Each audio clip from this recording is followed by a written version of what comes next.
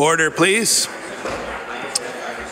We'll now begin with the daily routine, beginning with presenting and reading of petitions.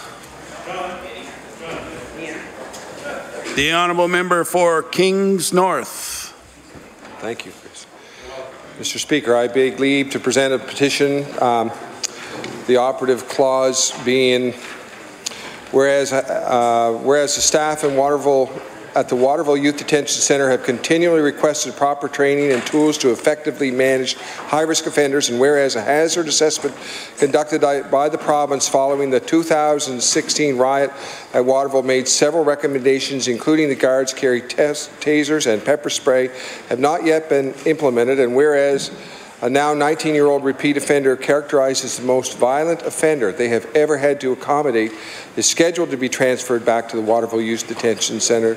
We, the underside, urge the Liberal government to stop the transfer of this prisoner and that he continue to be housed in an adult facility which is properly equipped for such offenders. And Mr. Speaker, I have affixed my signature to it, and there's 52 signatures.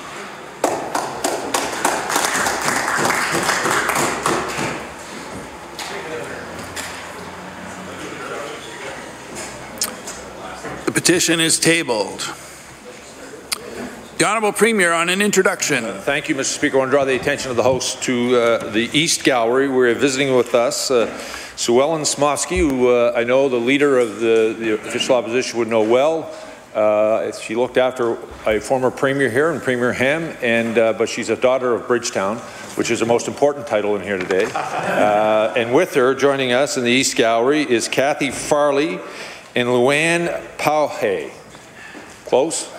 All the way from Australia. We're here with Sue Ellen to take in the proceedings. They had a tour of Province House, and they've been traveling around our beautiful province, and they would have visited many of your constituencies over the last number of days. So on behalf of all of us, welcome to Nova Scotia. Stand up and see one.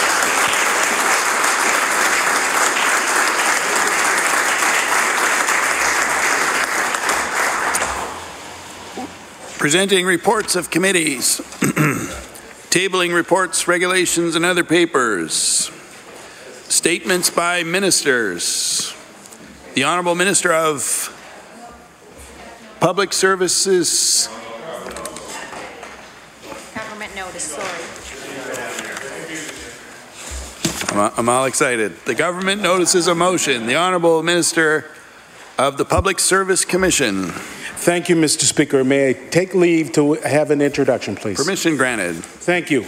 In the East Gallery are two women, if they would like to stand, my mother and her friend, Marlene Kleik, my mother, Thelma Coward-Ince.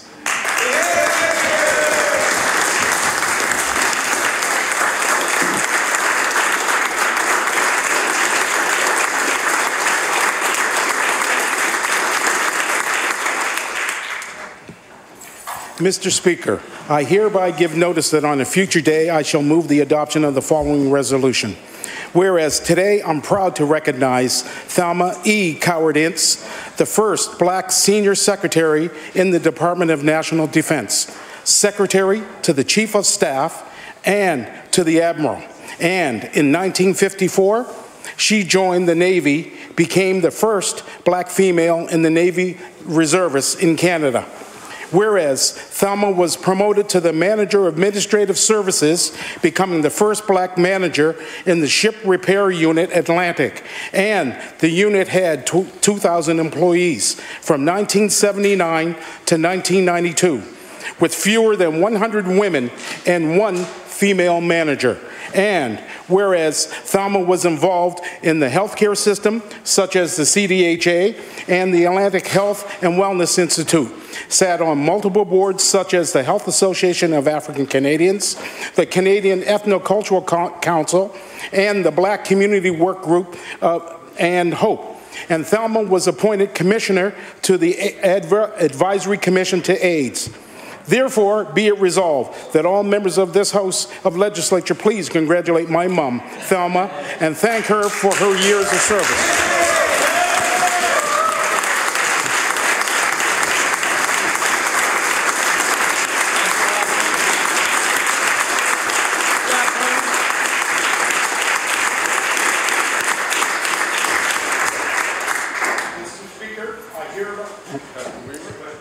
Mr. Speaker, I hereby give waiver of notice and passage without debate. There has been a request for waiver. Is it agreed? Agreed. It is agreed. With all those in favor of the motion, please say aye. Aye. Contrary minded, nay. The motion is carried. The Honourable Premier. I like the phrase, my mum. Mr. Speaker, here we give notice on a future day I shall move the adoption of the following resolution. Whereas the mission of the Afro Global Television Excellence Awards is to showcase the achievements and aspirations of individuals, organizations, businesses, and agencies that make a profound difference in the lives of people of African heritage worldwide and to transform the communities where they live. And whereas the Martin Luther King Jr. Legacy Award is presented to an individual who has made substantial contributions towards eliminating barriers in society and continues to work towards social, economic development. And whereas the member from Cole Harbour, Portland Valley, Nova Scotia's Minister of Public Service Commission and African Nova Scotian Affairs will be awarded the Martin Luther King Jr. Legacy Award on Saturday in Toronto at an awards gala. Therefore, it be resolved that all members of the House of Assembly congratulate the member from Cole Harbour, Portland Valley on this achievement and thank him for his work in the African Nova Scotia community and for his dedication to strengthening our province. Mr. Speaker, the apple doesn't fall far from the tree. Mr. Speaker, Mr. Speaker, I ask for a waiver of notice and passage without debate.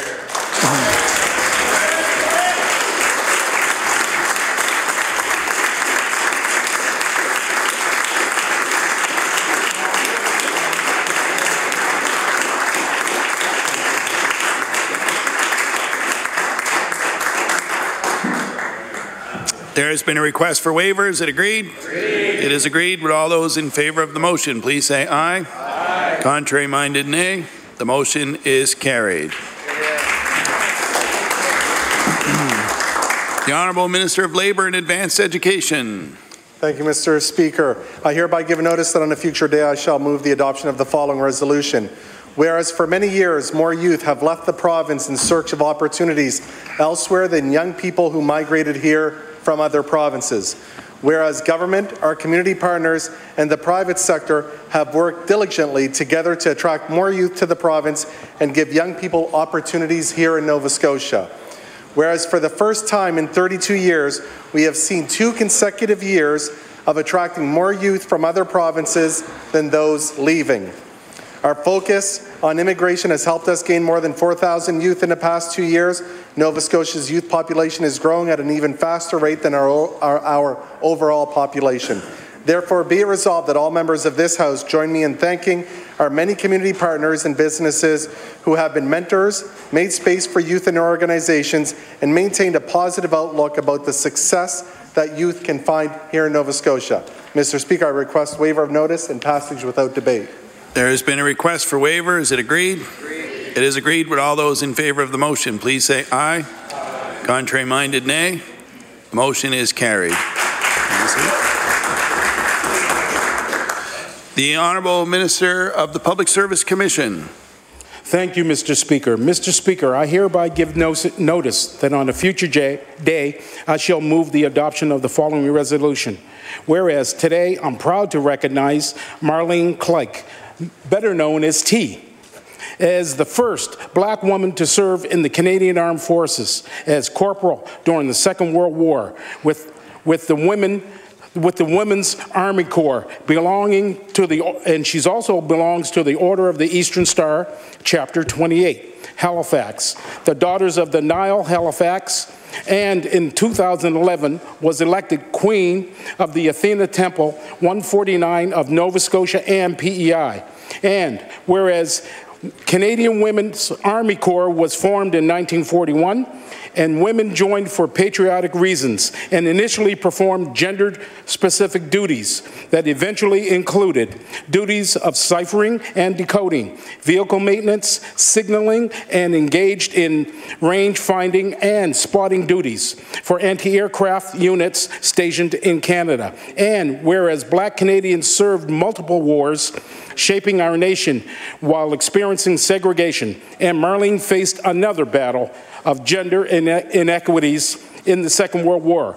Therefore, be it resolved that all members of this House of Legislature please congratulate Marlene Clegg and thank her for her service and her strength and inspiration for all Canadians. I ask for waiver of notice and passage without debate.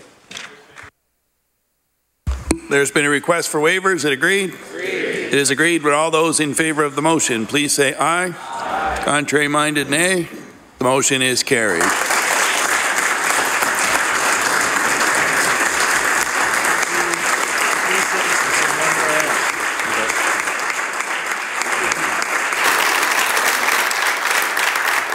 The Honourable Minister of Natural Resources. Thank you, Mr. Speaker. Mr. Speaker, I hereby give notice that on a future day I shall move the adoption of the following resolution. Whereas the Horizon Achievement Centre is a vocational training and employment service centre for adults with mental disabilities or those facing multiple barriers to employment in the Cape Breton Regional Municipality, and whereas the staff, Myra and Petersfield Provincial Parks are Horizon Achievement Centre supporters and have had many memorable and rewarding experiences by working with individuals and families of the centre, and whereas on September 27th, the Department of Natural Resources received an Employer Partnership Award from the Horizon Achievement Centre in recognition of the Department's support in employing people with disabilities, therefore be it resolved that members of the House recognize the staff of the Myra and Petersfield Provincial Parks for their guidance, support and friendship they have given to the individuals of the Horizons Achievement Centre. Mr. Speaker, I request waiver of notice and passage without debate. There has been a request for waivers. Is it agreed? Agreed. It is agreed. With all those in favor of the motion, please say aye. Aye. Contrary minded, nay. Motion is carried. The Honourable Minister of Communities, Culture and Heritage. Thank you, Mr. Speaker. I hereby give notice on a future day I shall move the adoption of the following resolution. Whereas two beloved Canadian cultural giants, actor John Dunsworth of the Trailer Park Boys and musician Gord Downie of the Tragically Hip, passed away this week. And whereas throughout their artistic careers, John Dunsworth and Gord Downie fostered an emotional connection with their audiences, including Canadians and fans around the world. And whereas as a result of their remarkable contributions to music, film, theatre and television, John Dunsworth and Gord Downie have brought great credit to the culture communities within Nova Scotia and across Canada. Therefore, be it resolved that all members of the House join me in recognizing the legacies left behind by John Dunsworth and Gord Downie and celebrate their tremendous contributions to the culture of our country. Mr. Speaker, I ask for waiver of notice and passage without debate. There has been a request for waivers. Is it agreed? Agreed. It is agreed. With all those in favor of the motion, please say aye. Aye. Contrary minded, nay. Motion is carried. The Honourable Minister of Acadian Affairs. Monsieur le Président, à une date ultérieure, je demanderai l'adoption de la motion suivante. Attendu que la Société Saint-Pierre marque cette année son 70e anniversaire, attendu que depuis sa création, l'organisme a aidé les Acadiens de Chéticamp et de la région à préserver et à promouvoir la culture acadienne et la langue française de notre province, et attendu qu'après 7 décennies, la Société Saint-Pierre poursuit toujours son travail qui consiste à préserver la culture et le patrimoine acadien à Chéticamp grâce à son musée et à son centre de généalogie.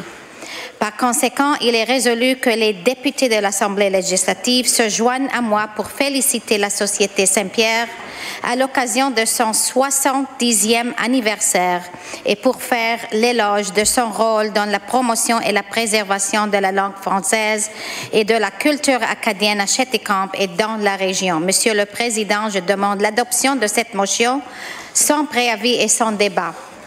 I hereby give notice that on a future day I shall move the adoption of the following resolution.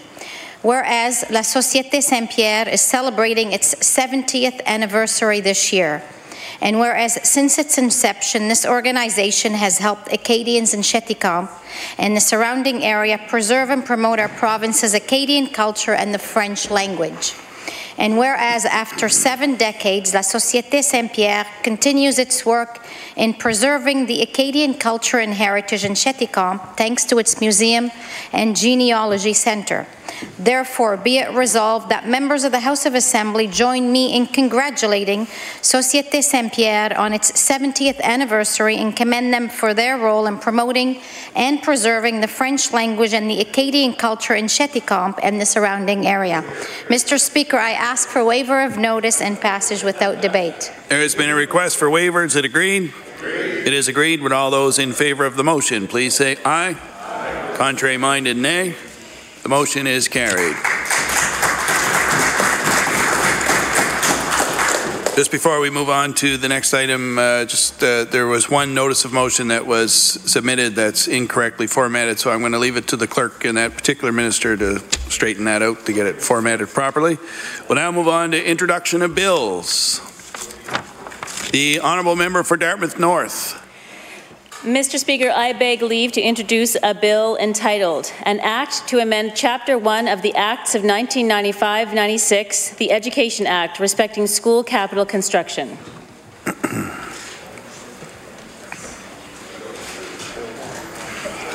The Honourable Member for Dartmouth North begs leave to introduce a bill entitled An Act to Amend Chapter 1 of the Acts of 1995-96, the Education Act respecting school capital construction.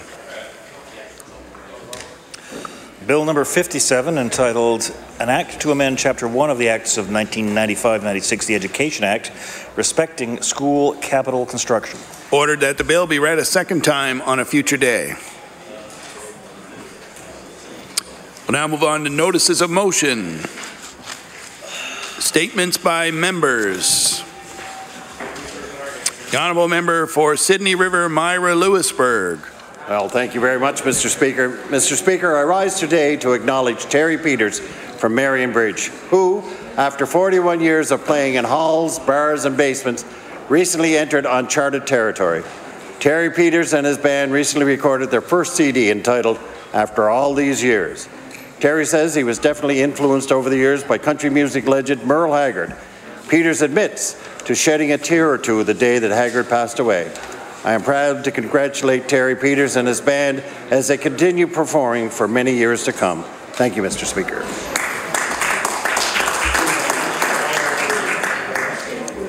The Honourable Premier.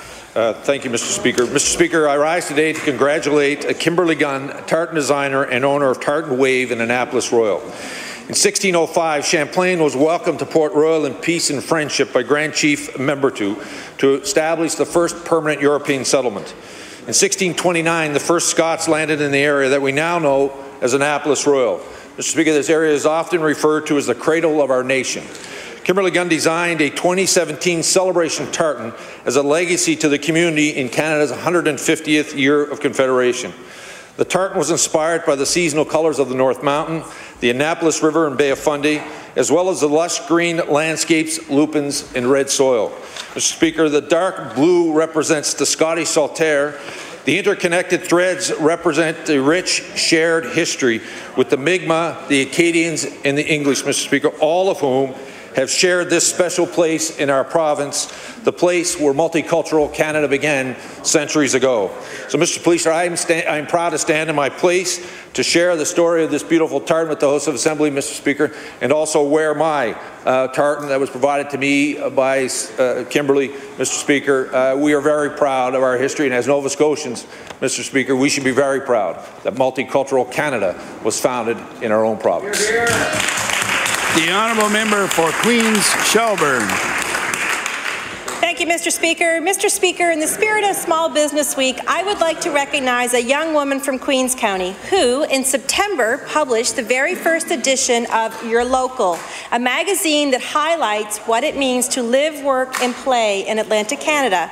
Chastity Allison of DVL Publishing Incorporated believes in the importance of buying local and in showcasing the amazing people and resources of Atlantic Canada.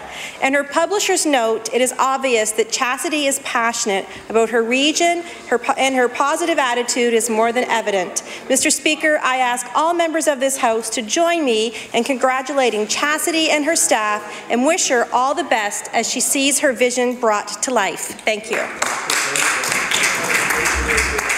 The Honourable Member for Lunenburg West. Thank you, Mr. Speaker. Mr. Speaker, the Lunenburg Queen's Business Excellence Awards is an amazing forum developed to acknowledge and recognize exceptional businesses in my community. Since its inception in 2011, the business community has gotten together each February for a dinner and awards ceremony to celebrate our local businesses, the entrepreneurs who have worked hard to create a superior product or service, and those employees whose dedication to their employer have helped create a thriving business community. In particular, we've all seen businesses like All Outdoors Landscaping, Mahone Marine, Ocean View Gardens, Bailey Fuels, Gold River Marina, and Helping Nature Heal recognized among their peers. I have great respect for those who see a need, who are able to develop a product or idea, and appreciate that the Lunenburg Queen's Business Excellence Awards is there to recognize our many community success stories. Thank you, Mr. Speaker. The honourable member for Pictou West. Thank you very much, Mr. Speaker. Mr. Speaker, I stand today to commend the Pictou County Cruise Committee. The committee has worked hard to promote Pictou and the surrounding areas to the travel industry. With the tourist season coming to a close, the fall cruise ship season is beginning, and members of the Pictou County Cruise Committee were able to secure the arrival of 4 cruise ships this season. Because of our hospitable nature, it seems that other cruise ship lines are attracted to the Port of Pictou and are entertaining Pictou to be added to their list of destinations for 2018. Mr. Speaker, this is just another example of what our area can offer and how dedicated we are to the economic growth of our region. Thank you. The honourable member for Bedford. Thank you, Mr. Speaker. I'd like to tell you about an inspirational marathon runner who lives in Bedford.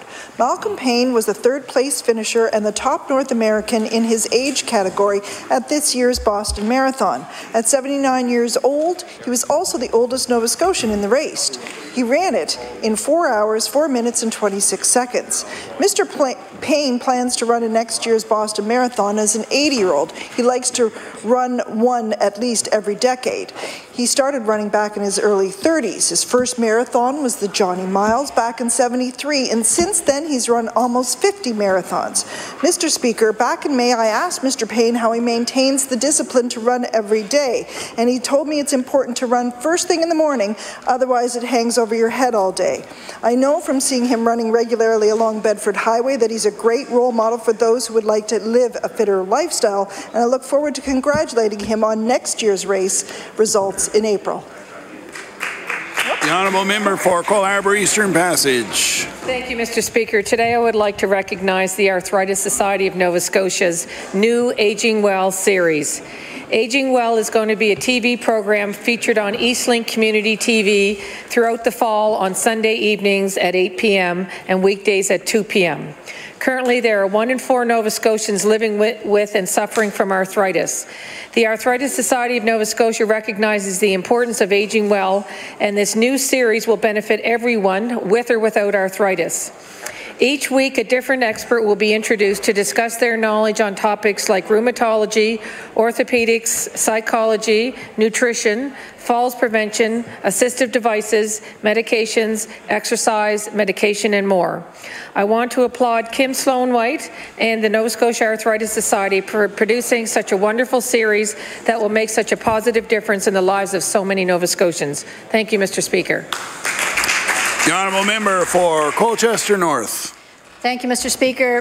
During the last 7 years, Curtis and Ann Millen from Little Dyke, Colchester North have been cultivating various species of strawberries that produce fruit throughout summer and into the fall, thus allowing them to extend the harvest season. They have increased their strawberry revenues by heavily investing in new equipment, in infrastructure, including housing for their employees, and underground irrigation and filtering systems for a better product. The Millens have over 200 acres of strawberries under cultivation at any one time. Curtis is quick to admit that his farm could not have undertaken the needed investment to grow these day-neutral varieties if it had not been for long-term commitment and partnership with Sobeys, who prefer to stock the local produce. Millen's farm employs over 250 people during the strawberry harvest, and many days in September, Millen's farms are still delivering 2 truckloads of berries to Sobeys, each truck filled with over 13,000 quarts of berries. Mr. Speaker, I ask that you join me in thanking the Millens for being strong advocates for protecting our agricultural land and for promoting local source of food. The honourable member for Cole Harbour Eastern Passage on an introduction. Thank you, Mr. Speaker. I would like to draw everyone's attention to the West Gallery on the front row there. On the left is my constituency assistant, Lisa Rochon from Cole Harbour, who's been handling everything for me while I've been over here. And to her right is Robin Carter, who is the current co-chair of the Serving Seniors Alliance, the owner of Carter Senior Care in Dartmouth, and my amazing campaign manager. Thank you. The honourable member for Dartmouth East. Mr. Speaker, I'm honoured to rise today to recognize Dartmouth East resident Liz Bailey. Liz is an amazing young woman dedicating her time to promoting and coaching women's rugby. Liz has played rugby for many years and has taken charge of motivating young women to take part in the sport. She has maintained her positive attitude and welcoming spirit throughout her endeavours. Her motivation and dedication to both her sport and community impresses all who know her. I would like to congratulate Liz on all that she has achieved as a coach, and I wish her all the best on her future endeavours. Thank you, Mr. Speaker. The honourable member for Kings West. Thank you, Mr. Speaker. My tenure as Minister of Communities, Culture and Heritage, I've had the pleasure of meeting with library officials, board members, while visiting several sites across the province. I'm pleased to see the revitalization of library services in the Annapolis Valley continue with the Kentville Library, whose doors will reopen in a newly renovated space next week. The journey to relocate the Kentville Library to the decommissioned United Church had support from former Mayor Dave Corkum, former Kings County Councillor Wayne Atwater. John Parsons of Mid-Valley Construction is to be commended for his personal and professional commitment to bring the dream to an extraordinary reality. I would like to congratulate the Annapolis Valley Regional Library, the town of Kentville, Mayor Sandra Snow, and all who work towards the rejuvenation of the Kentville Library, which will continue to provide services to the community in a beautiful new space for years to come. Thank you, Mr. Speaker. Just like to remind the honourable minister that items falling under portfolios of ministers are not to be mentioned in member statements. So, close. That's why we did it after. The honourable member for Northside Westmount. Thank you, Mr. Speaker. I rise today to thank Georgina Hatcher and Maggie Bunbury for offering the Sail Able program at the Northern Yacht Club in North Sydney this past summer. They make sure everyone has a chance to enjoy the open seas regardless of limitations. Trained instructors teach people with physical or developmental disabilities to sail in this important program. The number of people taking advantage of the program has been increasing yearly since its inception in 2013. I would like to take this opportunity to thank all the staff involved in this program for the positive impact it has had on all participants. Thank you, Mr. Speaker. The honourable member for Clare Digby. Thank you, Mr. Speaker. Anyone who has started their own business is aware of the long hours new entrepreneurs have to invest in their business. They hope that if they put the hours in, their unique idea will become a successful business. This was true when Sherry and Dale Kearney started Monkeys and More to produce the unique sock monkeys. They figured they were on the right track when the sock monkey was sold within minutes of opening their new website. The rest of us were surely convinced that when the company had to shut down the website after being swamped with orders, when they unveiled their new Canada 150 sock monkey on CTV Morning. As Sherry continues to expand their business, she has designed special sock monkeys to help others. They have, like her Justin Trudeau sock monkey, auctioning them off to raise funds for Christmas daddies. I ask the members of this House of Assembly to join me in congratulating Sherry Kearney on her success and thank her for paying it forward while she works to grow her business. Thank you. The honourable member for Cumberland North. Thank you, Mr. Speaker. Today I stand to recognize the Weeks family on the grand opening of the Wallace River Golf Course. They've spent the last 15 years developing and maintaining this beautiful hideaway in Cumberland County. It's a wonderful addition to our community and to the recreational and social opportunities in the area. The Weeks family designed and constructed this golf course themselves, and it is located on the beautiful Wallace River. With its beautiful landscaping, the Wallace River Golf Course is a challenge, and it's enjoyable. I respect and admire their hard work as a family, and I look forward to the future of the Wallace River Golf Course. Thank you, Mr. Speaker. The honourable member for Antigonish. Thank you, Mr. Speaker.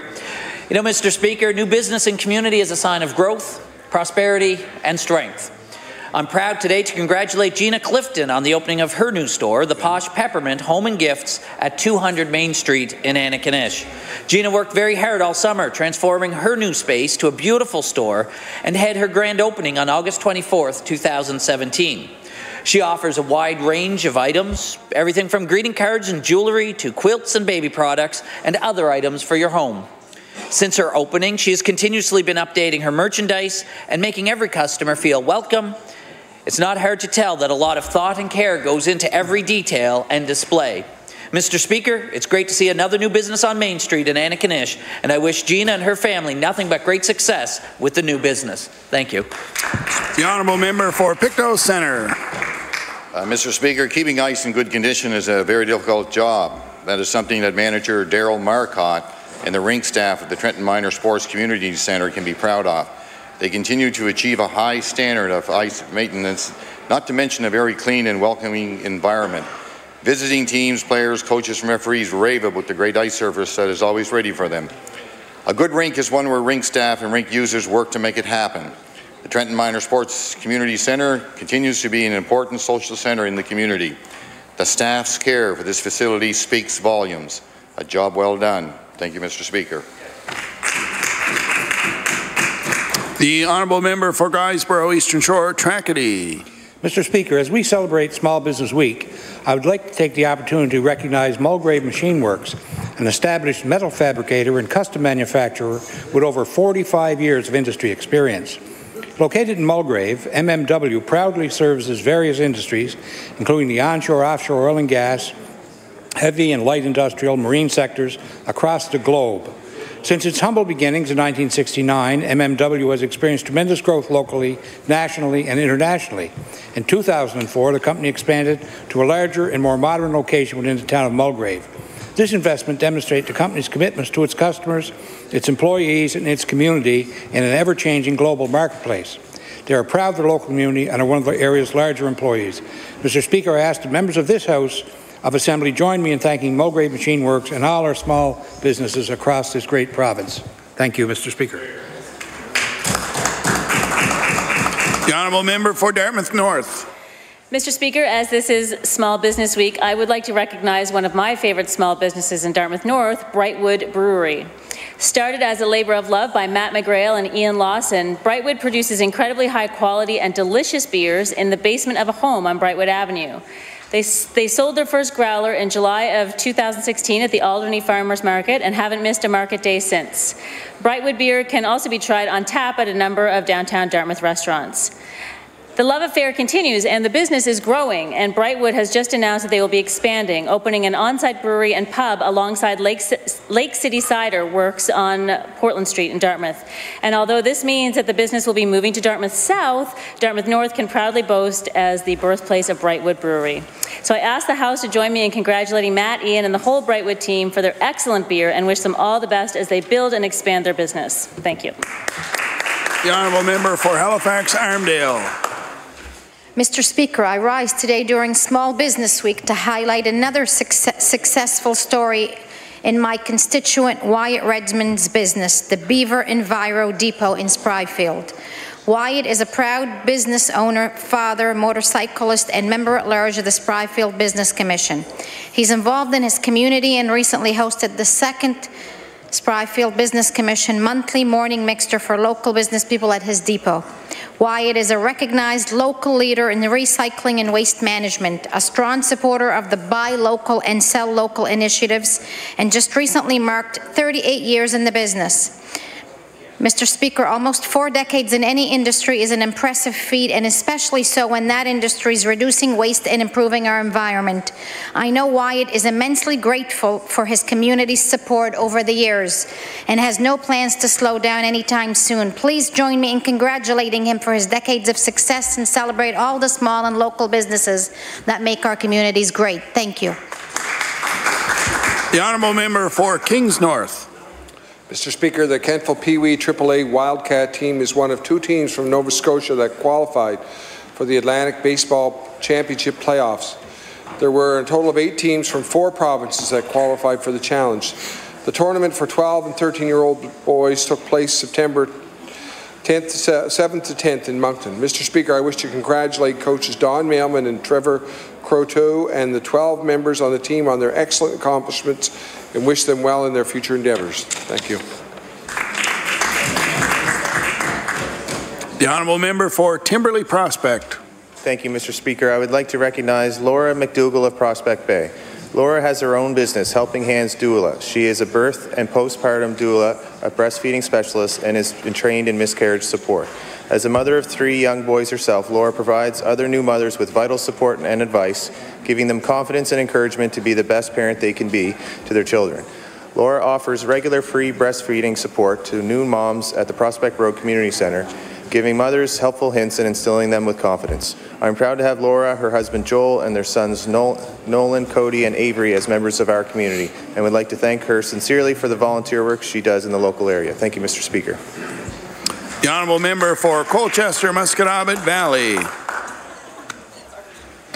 Thank you, Mr. Speaker. Mr. Speaker, after the Under-18 Men's Canadian Championship last August, a regional selection camp was held in PEI to determine the final roster for the 2018 WSC Junior Men's Softball World Championship in July in Alberta, Saskatchewan. Approximately 200 athletes tried out. 26 were selected to represent Team Canada. Nova Scotia will be strong in the representation in next year's World Championship in Milford's David Bubba Watson and Brookfield's Rowan Sears. Both young men are players for the Colchester Royals. I wish to extend congratulations to David Watson and Rowan Sears on earning a spot on Team Canada and wish them and the entire team the best of luck at the 2018 WBCSC Junior Men's Softball World Championship. Thank you, Mr. Speaker. The honourable member for Fairview Clayton Park. Mr. Speaker, I rise today to recognize Kim Robbins, the president of the Fairview Clayton Park Liberal Riding Association. Through this thriving organization in our community, Kim works tirelessly to ensure that each community member is given the opportunity to meet their elected representatives through various events that bring our community together. Kim is well regarded by everyone who comes in contact with him and his warm manners. Kim always has a story to share and is always willing to help. Even with his busy schedule, he is always at every event in the community, helping out various organizations. Without the help of Kim, the Fairview Clayton Park community would not be as strong as it is today. And we are so grateful to have a leader with the passion and experience that Kim exemplifies. Mr. Speaker, I ask that the members of this legislature join me in recognizing the dedication of Kim Robbins to the Fairview Clayton Park Liberal Association. Thank you. The honourable member for Cape Breton Richmond. Mr. Speaker, I beg leave to make an introduction. Permission granted.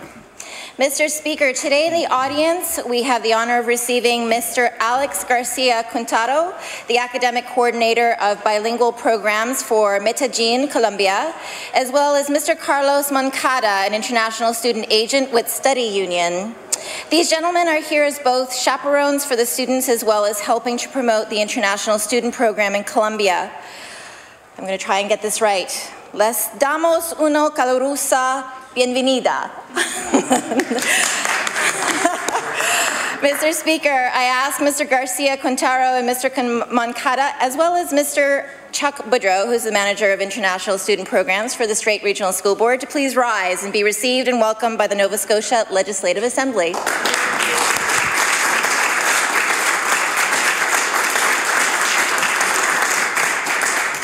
The honourable member for Cape Breton Richmond. Mr. Speaker, I rise today to acknowledge the International Student Program within the Strait Regional School Board. It started this school year by receiving 97 students representing 20 countries from around the world. The SRSB is once again the board with the highest percentage of growth across the province within the Nova Scotia International Student Program. This year, the SRSB for the first time is hosting 9 public school students from Medellin, Colombia. This is the first and only time that the public school students have been funded by the government of Medellin to travel outside of the country to develop their English language skills.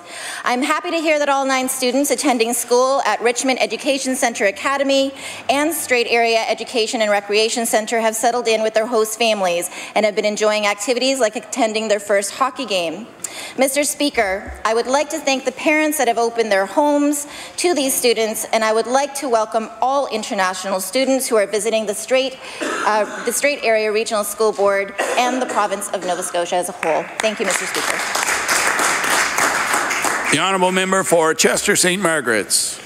Mr. Speaker, I rise today during Small Business Week to recognize and congratulate the Hags on the Hill for another successful season. Hags on the Hill is an artisans cooperative located in Peggy's Cove on beautiful St. Margaret's Bay. Lodged in the oldest building on the bay and close to Canada's iconic lighthouse, the Hags on the Hill offers authentic Nova Scotian crafts, including silver jewellery, glass art, woodworks, acrylic and watercolour art, leatherworks, fairy doors, and much, much more. Led by head hag, Debbie Crooks, the Hags, consisting of 10 women plus 1 man, fondly named Haggard, the Hags on the Hill is representative of the authentic, non-contrived nature of Nova Scotia's craft industries, which are obtaining global attention and acclaim. Mr. Speaker, I ask all members of the House of Assembly to join me in congratulating Hags on the Hill, as well as all of Nova Scotia's entrepreneurial-minded craftsfolks. Thank you, Mr. Speaker. The honourable member for Sackville-Beaverbank. Yes, thank you very much, Mr. Speaker, and I stand today to extend a sincere congratulations to the Fultz House Restoration Corner Society, who celebrated their 35th anniversary last evening during their annual Heritage Dinner. The Society, who maintains the Fultz House Museum, which has become the keeper of the heritage for the communities of Sackville, Beaverbank, and Lucasville, also maintain a beautiful flower garden on site, which are used annually by residents for both weddings and graduation photography, as well as their annual weekly luncheon. Mr. Speaker, I'd like members of the Legislature to join me today in recognizing and thanking all those community volunteers who have dedicated many hours over the past 35 years and who have helped the Society to reach this significant anniversary. Honourable member for Hammonds Plains, Lucasville. Mr. Speaker, I'd like to recognize Earth Elementals Soap Company on the success of their small business venture. Earth Elementals is run by a mother-daughter combination, Lynn and Jennifer, from Hammonds Plains, who started the soap company in 2007 to offer a safer alternative to commercial body care and cleaning supplies. Earth Elemental soap is suitable for anyone's needs, from those committed to maintaining a healthy lifestyle and environment, people who are challenged with chemical sensitivities and allergies, and those who appreciate the moisturizing and healing properties of quality, natural, handcrafted soap and body care products. You can find them online and at the Halifax Seaport Farmers Market on Saturdays year-round. Along with their line of soaps and cleaning supplies, they offer candles and even toxin-free products for dogs. Mr. Speaker, I'd ask the House of Assembly to join me in recognizing Earth Elemental Soap Company for their initiative and wish them all the success in their future. Thank you. The honourable member for Cumberland North. Mr. Speaker, today I would like to encourage all MLAs here in the House of Assembly and all people throughout Nova Scotia to get vaccinated against influenza. The flu vaccine provides protection to you, to your families, and most importantly, to the immunocompromised in our communities. Mr. Speaker, I encourage anyone that is unsure if they should get vaccinated to understand if you're not protected, you're not protecting others. And remember, it's not about me, it's not about you. It's about helping those in our community that need to be protected. I encourage everyone to get a flu shot. The honourable member for Lunenburg. Ditto to that statement. Mr. Speaker, I'd like to congratulate Peter Hahn on his recent retirement. Peter spent 35 years working for the town of Lunenburg as Deputy CAO. He has worked on various projects for the town, including being involved in the process of having the town declared as a UNESCO World Heritage Site. Peter has been witness to a lot of change over the past 35 years with the town of Lunenburg, most notably the increase in communication that the town has had with the public. With advancements in technology, Peter has noted that there are more demands on local government than there were prior to the onset of emails and computers. In his retirement, he is looking forward to spending time riding his mountain bike, working in his garden, as well as enjoying time spent with his family. Mr. Speaker, I would ask that you and the members of this House of Assembly please join me in congratulating Peter Hahn and wish him nothing but the best in his retirement. Thank you, Mr. Speaker. The honourable member for Clayton Park West. Mr. Speaker, I rise today to recognize Ben Penrose on being named the captain of the Halifax West Warriors hockey team. Ben has played for his high school hockey team for the past 3 years. This season, to no surprise, he was given the title of captain of his team. Ben has been playing hockey almost his whole life. Not only does Ben show tremendous ability on the ice, but he is a natural leader to his fellow teammates, making him the perfect fit as a captain. This season, the Warriors will be in great hands with the help of Ben as their captain, and we wish them the best of luck in their upcoming game. Mr. Speaker, will the members of this House of Assembly join me in congratulating Ben Penrose for being named captain of the Halifax West hockey team? Thank you. The Honourable Member for Cumberland South on an introduction. Thank you, Mr. Speaker. I am very pleased to introduce to the House someone sitting in your gallery, and that is Mr. Steve Myers, who is the Progressive Conservative member of the Legislature for Georgetown, St. Peter's, Prince Edward Island, and a past leader of the PC party of PEI. I'd like him to rise and invite all members to give him a warm welcome.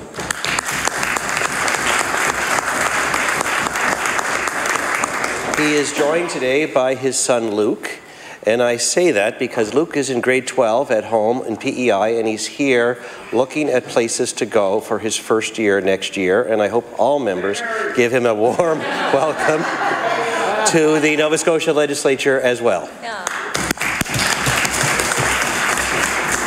The Honourable Member for Kings South.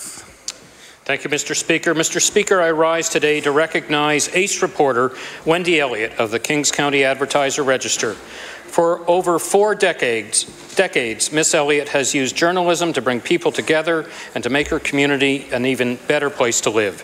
She has documented the successes and struggles of local residents, brought light to important issues, and ensured that local history is not forgotten. Her efforts have been recognized by numerous awards and accolades and have positively impacted the lives of so many community members. Wendy has recently decided that it's time to step back from full-time journalism, although residents can still look forward to her column in the local paper.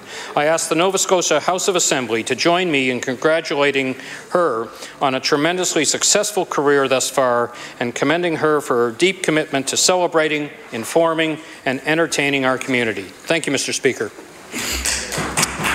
The Honourable Member for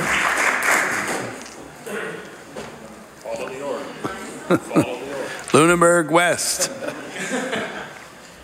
Thank you, Mr. Speaker. Mr. Speaker, Bob and the Boys Farm Market is a multi-generational seasonal operation that has found success in their offering of fresh local produce, friendly staff, and a great location in Hebbs Cross. Those of us who live on the South Shore know it's spring when all of our wonderful farm markets open for the season. Bob and the Boys is no exception. From strawberries to blueberries, ice cream, to all the fixings for hodgepodge, Bob and the Boys has it all. During Small Business Week, I'd like to congratulate the Hebb family for the many successful years they've enjoyed operating their farmers market, and I wish them all the best for future success. The Honourable Member for Hants East. Thank you, Mr. Speaker.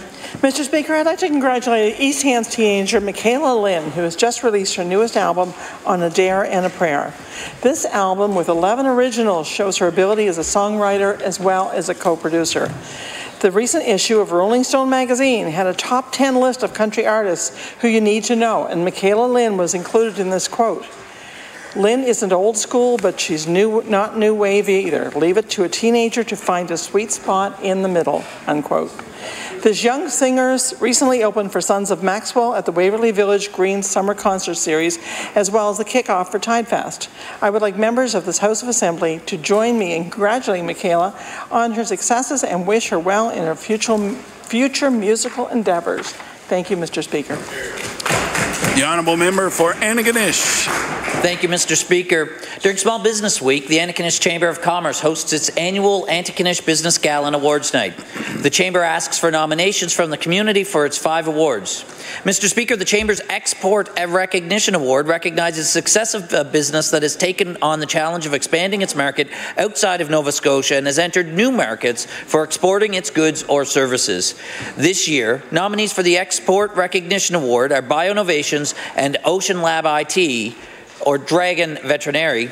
Mr. Speaker, I'd like to take this opportunity to congratulate the nominees for this year's Export Recognition Award. Finding new markets outside of our province is no easy task, but it is smart and can have big benefits. I'm pleased to see 2 Antigonish businesses being recognized for their success in exporting. Thank you. The Honourable Member for Bedford. Thank you, Mr. Speaker. I'd like to congratulate Bedford Baptist Church on 118 years of serving our community. Bedford Baptist has a very active congregation. They're always putting on a musical or doing something for someone or raising money for a worthy cause. They run a radio station and they often have family movies on the weekend. Some of the kindest, most thoughtful people in Bedford go to this church. On September 24th, a special anniversary service took place at the Church on the Hill, as it's often called. Parishioners planted a tree in commemoration of the anniversary and to celebrate Canada's sesquicentennial. I'd like to take a moment to congratulate the leadership and congregation of Bedford Baptist Church on 118 years of service to the Bedford community and beyond. The Honourable Member for Clare Digby. Thank you, Mr. Speaker. At this summer's Scallop Days Rendezvous 2017 Tall Ship Regatta, Tim Henneberry was one of the many vendors there, selling his line of fog-off clothing. Mr. Henneberry founded Fog Off Clothing in 2014, in part to raise awareness for mental illness. He has since formed relationships with the Canadian Mental Health Association and several different mental health associations across the country. The name he chose for his line of clothing refers to his belief that no one should have to travel down the foggy path of mental illness alone. The company logo is designed to grab people's attentions in hope of starting a conversation about mental health. I would like to recognize Tim Henneberry's efforts in trying to start this conversation. I would also like to thank him for his contributions to mental health initiatives in our area. Mr. Henneberry contributes a total of 10% of the profits of his sales to such initiatives in the area where he sells his fog-off clothing. Thank you very much, Mr. Speaker. The Honourable Member for Halifax-Armdale. Mr. Speaker, I'd like to congratulate Halifax-Armdale resident Michelle Awad QC on being named Benchmark's Atlantic Litigator of the Year for 2017. Michelle is recognized annually in Lexpert's Guide to Leading Lawyers and has been named as one of Canada's top 25 women in litigation for the past 3 years. Michelle was acknowledged as 2013 Atlantic Female Litigator for the Year and Halifax Insurance Lawyer of the Year and received the Lexpert Zenith Award. She's been recognized as a leading woman lawyer in Canada. Michelle is a partner at McGuinness Cooper, serving on the board of directors, past president of the Nova Scotia branch and the Canadian Bar Association, has recently been inducted as a fellow of the International Academy of Trial Lawyers. She's represented numerous clients in all of the highest courts in Canada. I ask all members of the House of Assembly to join me in congratulating Michelle on all her accomplishments in law and applaud her for serving as an inspiration to future lawyers. Thank you. The Honourable Member for Dartmouth North. Mr. Speaker, can I make an introduction? Permission granted. Thank you. I'd like to introduce in the West Gallery my mom, Barbara LeBlanc, and she will soon be joined by my father, who's parking the car. They're from Prospect Bay, Nova Scotia, very proud.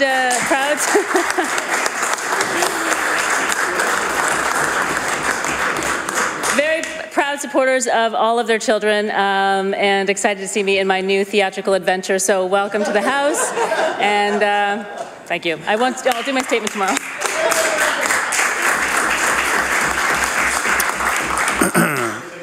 Thank you very much for those great member statements. We'll now pause for a few minutes while we get ready for oral questions put by members to ministers.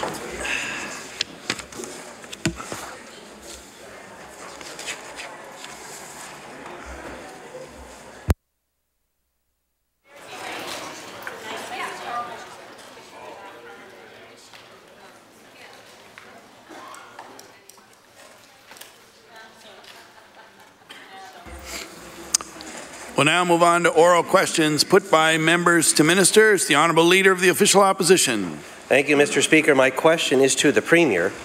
Yesterday in this House, the Minister of Internal Services said, and I quote, that the government has procurement processes that are very in-depth, that they follow the procurement law to the letter, and I'll table that quote from Hansard, Mr. Speaker. It seems very odd since a Freedom of Information request confirms that the government has gone around its own procurement laws over 9,000 times since it took office in 2013. And I will table the list of exemptions the government has provided to itself from its own procurement laws. So I'd like to ask the Premier, why does his government claim to be following the letter of the procurement law when they exempted themselves from that very law over 9,000 times? The Honourable Premier. Mr. Speaker, I want to thank the Honourable Member for the question. As the Minister would have said yesterday, we would follow all of the protocols and procedures required when it comes to making sure that we get the best value for dollar, and I think that demonstrates, Mr. Speaker, what a very active government we've been. The Honourable Leader of the Official Opposition. Yes, indeed, they are very active, Mr. Speaker. The Minister of Internal Services also went on to say our procurement processes have a strict policy of being open and transparent, and all of the RFPs and rewards are posted. So let's just see how active the government has been in its purchasing. Among those 9,000 items, Mr. Speaker, are $5,400 so that the Department of Communities, Culture and Heritage could buy 3 paintings, $8,389 to the Liquor Control Board of Ontario for, and I quote, food and drink, and $135,000 to consultants in Ontario and BC so that the Premier could design his Made in Nova Scotia carbon pricing law, Mr. Speaker. So I'd like to ask the Premier, in light of these revelations, will he concede that his strict policy on procurement is in fact not very strict at all? The Honourable Premier. Speaker, I want to thank the Honourable for the question. I'm assuming by the beginning of it he doesn't believe government should buy any art from Nova Scotians. I'm assuming that's what his assertion is at the first example, Mr. Speaker. But I want to tell the Honourable Member, which I said from the very beginning, I make no apologies for this, Mr. Speaker. I've gone out to hire the best help that I can get, Mr. Speaker, and if I need to hire that outside of this province to ensure that when our government goes up, to, whether it's in negotiations, whether ensuring that we do deliver good public policy, we're going to do that, Mr. Speaker. And the fact of the matter is, in 4 short years, we took a $500 million deficit, provided 2 consecutive balanced budgets, introduced pre-primary programs, makes the most vulnerable citizens of our province were treated properly, Mr. Speaker, and we're going to continue to go looking for the proper help, Mr. Speaker, so that Nova Scotians finally get the government they deserve. The Honourable Leader of the Official Opposition on his final supplementary. Well, Mr. Speaker, let's just examine further whether this government makes good use of taxpayers' money when they exempt themselves from their own purchasing laws or not, because additional purchases made by sole source outside of the public tendering process, Mr. Speaker, are $8,500 so that the Department of Natural Resources could sole source a pregnant reindeer. I don't know what the market price for a pregnant reindeer is, Mr. Speaker, but seems like a lot to me. And $50,000 to a company called Laughter Size Seminars, which offers, and I quote directly, a unique combination of music, humor, and audience participation to their clients, which apparently include the Government of Nova Scotia. Now, we could all use their services right now, Mr. Speaker, as we see the use of taxpayers' money, but I would like to ask the Premier, will he commit to a public review of his government's purchasing policy when they exempt themselves from their own laws and make that report public? The Honourable Premier. Thank you, Mr. Speaker. Again, I want to thank all of my colleagues for their hard work they're doing on behalf of all Nova Scotians and continue to deliver them government, Mr. Speaker. Mr. Speaker, to respond to the first example he had around the reindeer, Mr. Speaker, it's a great example of getting 2 for 1. The Honourable Leader of the New Democratic Party. Thank you, Mr. Speaker. I'd like to direct my question to the Premier. It's about the minimum wage. Yesterday, the Minister of Labour and Advanced Education publicly characterized people making less than $15 an hour as teenagers and young adults just starting out, as only temporarily in a low-wage position. But we know that 70% of minimum wage workers are not people who live with their parents.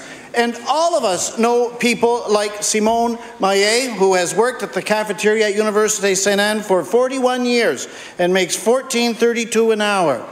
Do people like Simone Maillet fit into the Premier's picture of low-wage workers in this province, or does he agree with his minister that it's all okay because they're mostly just kids? The Honourable Premier.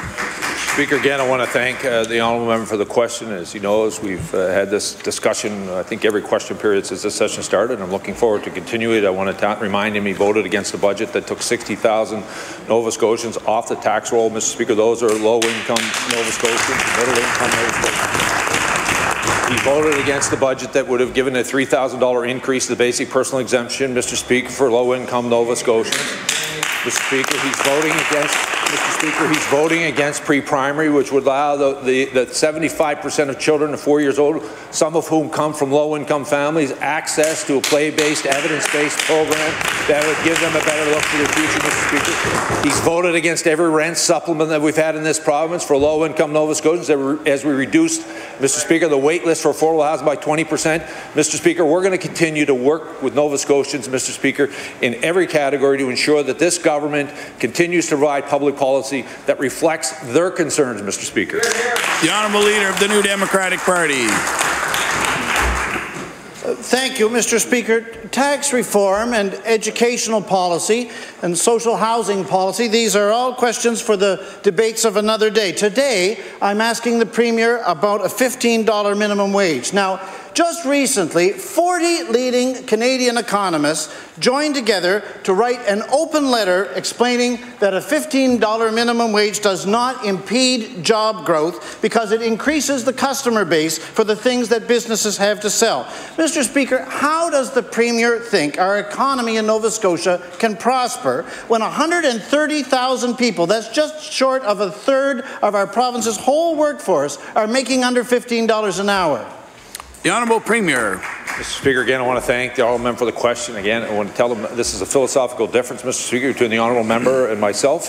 Fact of the matter is, Mr. Speaker, we believe there's a better way to leave more pockets in the hands of low-income Nova Scotians. We've increased the basic personal exemption. That means, Mr. Speaker, those making the least amount of money in this province are getting the largest benefit from that.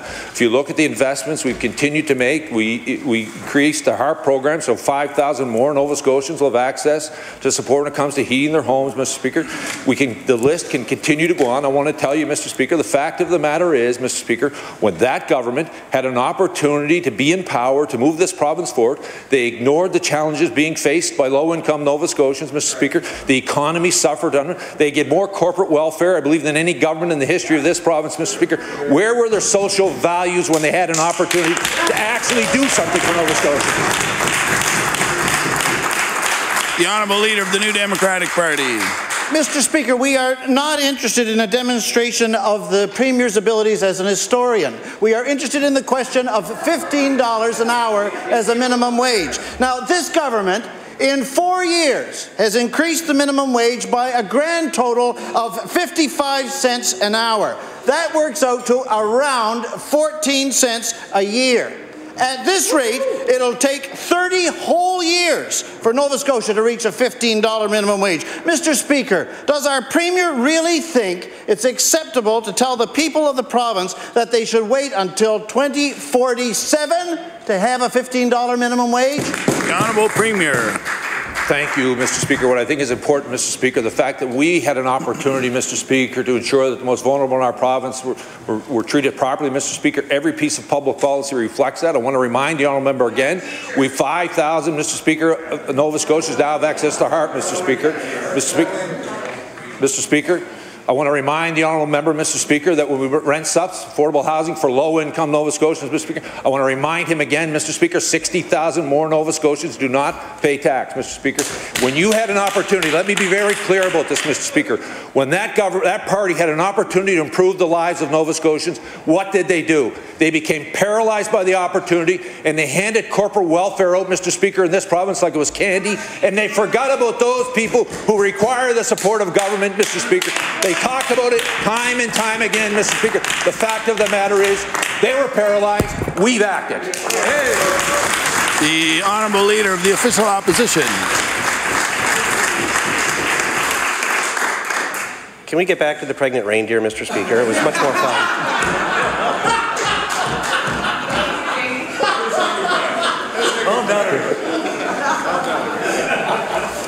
Take a break. Take a break.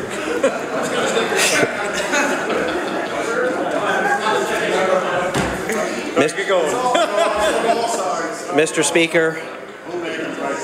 Speaker, when the Minister of Internal Services claimed that the government had a strict procurement policy, one can only wonder if she was also counting the Nova Scotia Health Authority.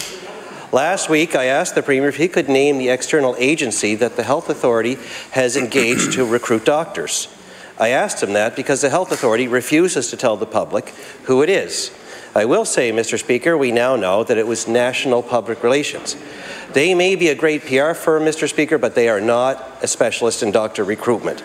Perhaps that's why the Health Authority didn't want to tell us.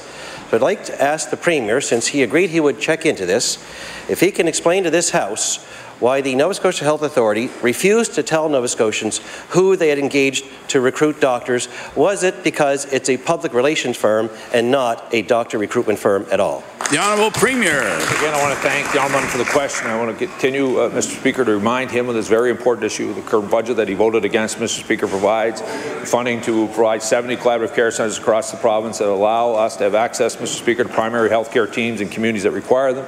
You would also know there are 10 additional residence seats on top of the 35 that are currently at Dow, Mr. Speaker.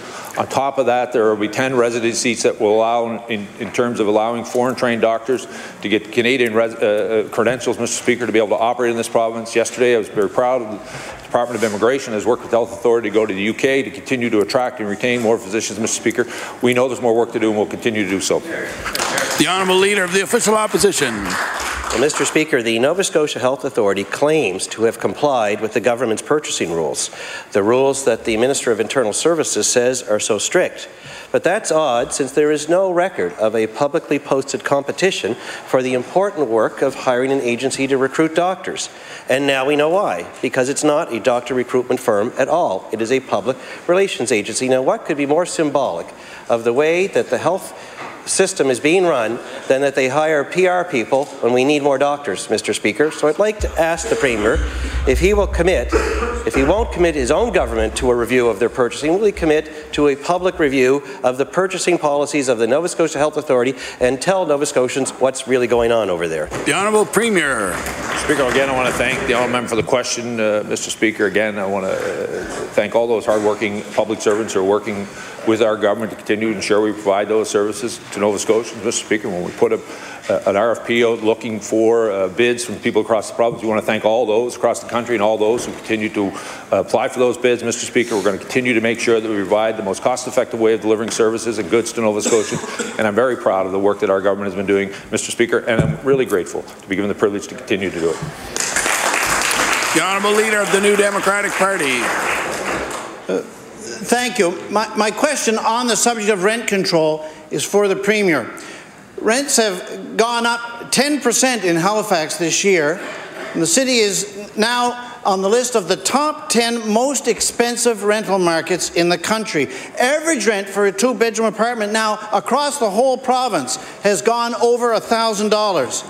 Mr. Speaker, the Premier has dismissed our party's rent control proposal, but how does he think our economy can prosper and function when here in the HRM alone there are 42,000 households paying more than 30% of their income out in rent?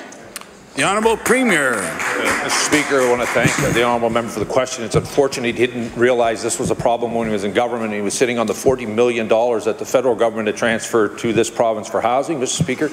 So while they were paralyzed, Mr. Speaker, in 2013, we started to use rent supplements that provide low-income, medium-income families, Mr. Speaker, access to affordable housing. We know there are across the province and some of our constituencies are not served by this area. There's challenges around affordable housing as well. We know there's required an investment in the housing stock that we own as a province, that the public of Nova Scotia own. We're going to make that investment. The budget he voted against, Mr. Speaker, had money in to continue to make those investments. Well, again, I want to remind the Honourable Member, while he was paralyzed, we're acting on behalf of Nova Scotians. The Honourable Leader of the New Democratic Party. Once again, Mr. Speaker, the Premier's dubious skills as an historian are not being upgraded during question period. Now, I want to return to this subject. In dismissing our rent control proposal, The Premier 2 days ago said publicly that the thing that should set the price for rent is the market, and that we need to make sure property investors are making money. Mr. Speaker, Quebec doesn't think this. That's why they've brought in rent control. And Ontario doesn't think this either. That's why rent control is being implemented there. Can the Premier offer any evidence from anywhere for his view that a hands-off approach by government can solve the problem that we've got 42,000 households in the HRM paying out more than 30% of what's coming in just for their rent? The Honourable Premier. Mr. Speaker, again, I want to thank the Honourable Member for his question, Mr. Speaker. We're going to continue to make sure that those vulnerable families, those Nova Scotians that require affordable housing, Mr. Speaker, are going to have a myriad of options, Mr. Speaker, to access housing, whether it is with subsidy to a rent, Mr. Speaker, whether it's the fact that we're working with the private sector to build affordable housing in communities across this province, Mr. Speaker, or whether or not we continue to invest in our own housing stock to ensure that we have many options in many of our communities across this province. The fact of the matter is, this is a philosophical difference between the Honourable Member and myself. The fact of the matter is, his bill that he's referring to has not made a lick of difference for any Canadian, Mr. Speaker. What I want to remind the Honourable Member, this is the fact. We are helping Nova Scotians now find themselves into affordable housing. I want to remind the Honourable Member, we've reduced the wait list by 20% that was under their government, and we're going to continue to reduce as we go forward. The Honourable Member for Pictou East. Thank you, Mr. Speaker. My question is for the Minister of Internal Services. Yesterday I mentioned that Sierra Systems was awarded a tender for $3.8 million, a tender that we've now come to learn we've paid $7.3 million for, and that number will continue to climb. We also learned that for the same project, Sierra Systems also received $1.7 million in contracts awarded through alternate procurement practices. Now, a FOIPOP request reveals that Sierra Systems received an additional $43,000 for that same project, $43,000 that we didn't initially know about because it was wrapped up in payments made to FlexTrack. If the department already had multiple agreements with Sierra Systems, including a seemingly wide-open tender, why did the department need to use the cover of FlexTrack to pay more money to Sierra Systems? The Honourable Minister of Internal Services. I'd like to thank the member for the question, and I'd like to reiterate my statements from yesterday in that our government is dedicated to being open and transparent, and we use our procurement processes in all of their entirety, including alternate procurement process following that law, the laws that it falls under. In terms of alternate procurement, there's many reasons why. Our emergent situations, specific situations, and I will table for the member the use of our procurement protocols, which detail why these would be the case. The Honourable Member for Pictou East. The same IT help desk application involved another tender awarded to Livis Consulting. That tender was awarded for $300,000, but Livis Consulting ultimately received $535,000 for that tender. Again, almost double. I feel like I'm repeating myself, Mr. Speaker, but a FOIPOP reveals that Livis Consulting received an additional $32,000 that we also didn't know about initially because it was also wrapped up in FlexTrack. So if we're really interested in openness and transparency, my question for the minister is, will the minister promise to table in this House a full listing of all contracts that her department has awarded through FlexTrack?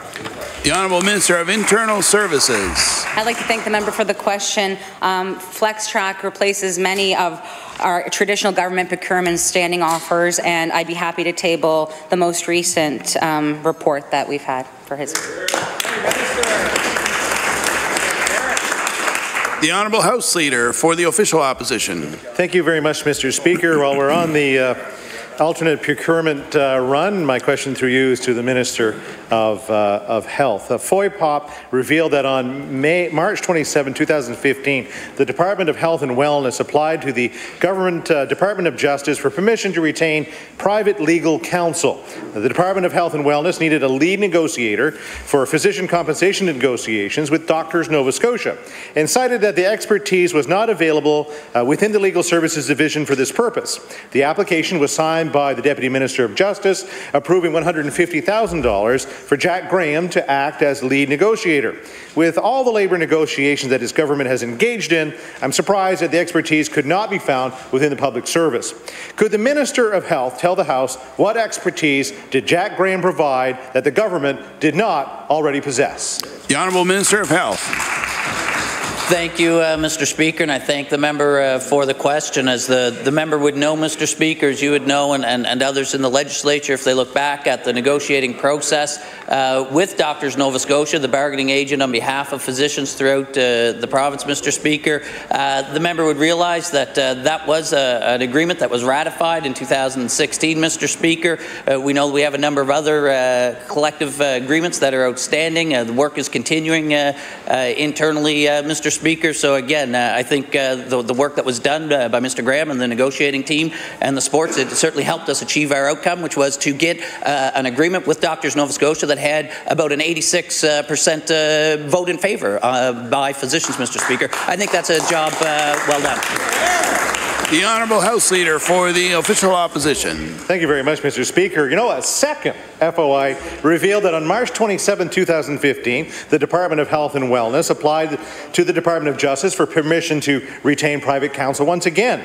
The Department of Health and Wellness needed a lead negotiator in physician compensation negotiations with Docs Nova Scotia and cited that legal service lawyers were not immediately available to do the urgent work. The application was signed by the Deputy Minister of Justice, approving another $440,000 for Jack Graham to act as lead negotiator.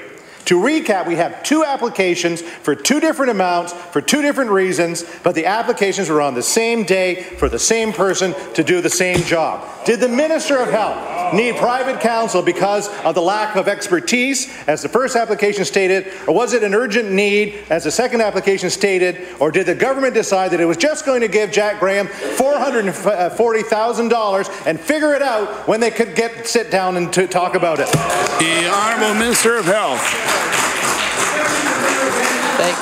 Thank you, Mr. Speaker, and I thank the member for the question. As I stated, Mr. Speaker, as you and the members of the Legislature would know, Mr. Speaker, the negotiations within the healthcare system are complex. That's a process that was ongoing. Of course, the importance of primary care providers, including physicians, Mr. Speaker, is paramount importance to ensure that our healthcare system continues to operate through the negotiation process, Mr. Speaker, and part of that team that was negotiating on behalf of the province of Nova Scotia. Indeed, Mr. Speaker, that's on behalf of the people of Nova Scotia, the taxpayers of Nova Scotia, Mr. Speaker, and they achieved, Mr. Speaker, an agreement that received over about 86% support by the physicians of the province of Nova Scotia. Order, Mr. please. The Honourable Minister of Health has the floor. As I said, Mr. Speaker, that resulted in an agreement between the province of Nova Scotia and Doctors Nova Scotia, which resulted in ratification of about 86% of the physicians of the province of Nova Scotia, Mr. Speaker. That is a job well done. Thank you very much. The Honourable Member for Dartmouth East. Thank you, Mr. Speaker. My question is for the Minister of Education. This week, we learned that the replacement for the Le Marchant St. Thomas Elementary School in Halifax has been delayed to 2019. The department concluded that enrollment would be higher than expected because of local demand for the French immersion program. However, the Secretary of the School Advisory Council said that demand was clear and that the department's small enrollment numbers never made sense. And I'll table that, Mr. Speaker.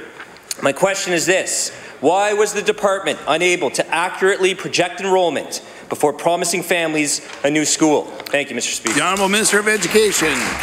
Thank you very much, Mr. Speaker. In fact, enrollment numbers are projected by the boards, and it was the board who projected the original number, and then they came back and said that they thought the number was going to be much higher than it was. We've evaluated those numbers, and it does look like there's going to be an additional 100 students going into that school, Mr. Speaker. The same issue happened in Yarmouth, in my own constituency, where we had to have a delay because there was an increase in enrollment at a school that wasn't projected. The fact of the matter is, Mr. Speaker, these schools are going to serve our communities for generations. We want to make sure they're built to the proper size so they can do just that. Thank you very much. The Honourable Member for Dartmouth East. Mr. Speaker, government committed funding to this new school 8 years ago, yet hundreds of families are still waiting. Now students are crowded in a facility with overcapacity. There's no art room, no music room, and the Excel program is impacted. There also is not a proper gymnasium. There simply isn't enough space at this school. Does the minister believe it's fair for students to shoulder the burden of government's mismanagement? Thank you. The Honourable Minister of Education. Mr. Speaker, mismanagement would be doing what that member has asked us to do, to build a school that isn't at the proper specs. We're actually taking our management position very seriously, ensuring that the school we build, which is going to serve that community for at least 30 years, is built to the proper size, Mr. Speaker. I don't know how anyone in this House can argue the logic of that. Thank you very much. The Honourable Member for Dartmouth North. Mr. Speaker, my question through you is for the Minister of TIR. Time and time again, the Premier tries to argue that his government only makes decisions based on evidence. However, I think this argument is lost on all those communities in need of a new school who were no doubt frustrated to learn that new schools would be built in the ridings of the Premier and the Deputy Premier. This, Mr. Speaker, despite the fact that the evidence provided by the school evaluating committees suggested that these two new schools were not a high priority. So I ask the Minister, can he explain how the decision to build two new schools in the ridings of the Premier and Deputy Premier was evidence-based? The Honourable Premier. Thank you, Mr. Speaker. I want to thank the Honourable Member for the question. She's referring to my constituency, Mr. Speaker. I know she's a new member to the House. Fact of the matter is that the school that was approved for my riding was approved by the Democratic Party when they were in government, Mr. Speaker. Fact of the matter is, if she followed the process, it was on the list. If she goes back to the school in Tatamagouche, Mr. Speaker, was approved in 2008, Mr. Speaker. What she should be appreciative of, Mr. Speaker, is that we're actually acting and getting the job done. The Honourable Member for Dartmouth North. Mr. Speaker, there could very well be reasons, good reasons, for those schools in those ridings, but the point is we don't know them because the process is not transparent. I think as the Minister responsible for infrastructure renewal, or the Premier, the members opposite should be taking the lead to ensure that the decisions about public infrastructure are open and transparent. Getting a new school should not depend on whether or not you live in the Premier's riding. So I ask the Minister, or the Premier, would he not agree that it is time to take the politics out of the school capital planning process? Thank you. The Honourable Premier. Speaker, I'm not sure, Mr. Speaker, whether she was suggesting by her party approving a school in my riding they were trying to buy my seat. Mr. Speaker, that actually didn't happen, didn't work. The fact of the matter is, Mr. Speaker, we continue to move forward, Mr. Speaker, to continue to invest in schools across this province. I'm very proud of the work we've done. She would know that the school boards have put those in a priority, and I would encourage her to pick up the phone and call the Annapolis Valley School Board. I would encourage her to pick up and call school boards across this province. Both the boards are on the list. The Honourable Member, it was on the list. The Honourable Member for Sackville-Beaverbank. Thank you very much, Mr. Speaker. I ask through you to the Minister of Justice. On Tuesday this week, Halifax Council voted to provide additional funding for the Navigator Street Outreach Program. As All Nova Scotia reported, the program costs $90,000 a year, and a recent report showed that last year it helped over 220 people. The program funds social worker who assists people by way of clothing, training, helping with damage deposits, bus tickets, utilities, etc. The Department of Justice used to provide a series of grants to help pay for this program, but have recently stopped. My question is, does the Minister see the merits of this program, and does he agree that the province has a responsibility to assist in its funding? The Honourable Minister of Justice. Thank you, Mr. Speaker, and I thank my colleague for the question. As he would know, being a former municipal councillor, the relationship between the municipal and provincial government is absolutely essential to find progress and advancements in program delivery and services to our communities. I applaud Halifax Regional Municipality for continuing the support of the program. We certainly support the program, but Mr. Speaker, more importantly, we support the roles that our municipal governments are taking in providing lead responsibilities and ensuring that programs continue.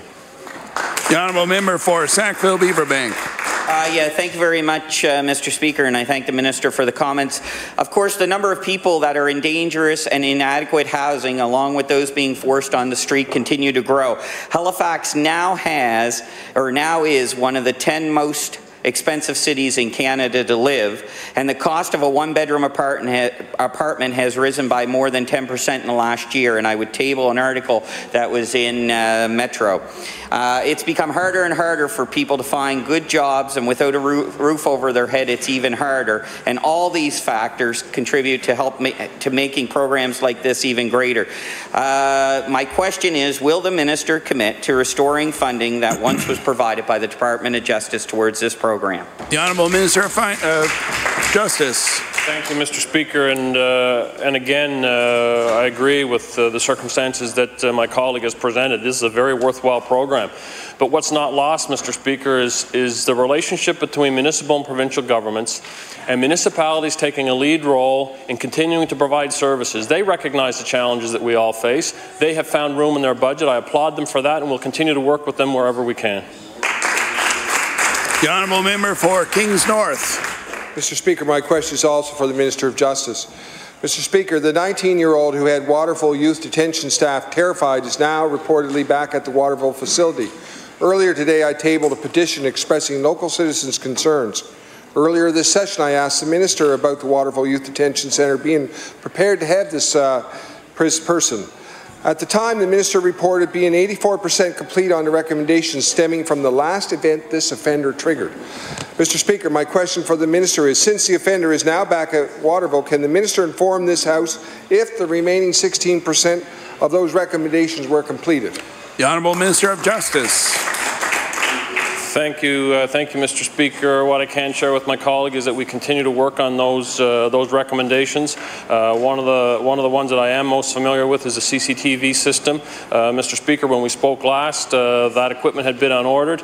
We now know that that equipment is on site, and we're waiting for the service provider to do the installation. The Honourable Member for Kings North. Mr. Speaker, I'd like to thank the Minister for that answer. Mr. Speaker, under the Occupational Health and Safety Act, Section 82, which I'll table, a violence risk assessment is required in circumstances of significant change in the workplace, or if the interactions that occur in the course of performing work change, and I've just tabled that. I think, in the opinion of the citizens of the Valley, this offender's presence there would be very significant. My question for the Minister is, the Minister has an obligation under the Act to keep staff safe. Has a violence risk assessment been done for the reintroduction of this offender? The Honourable Minister of Justice.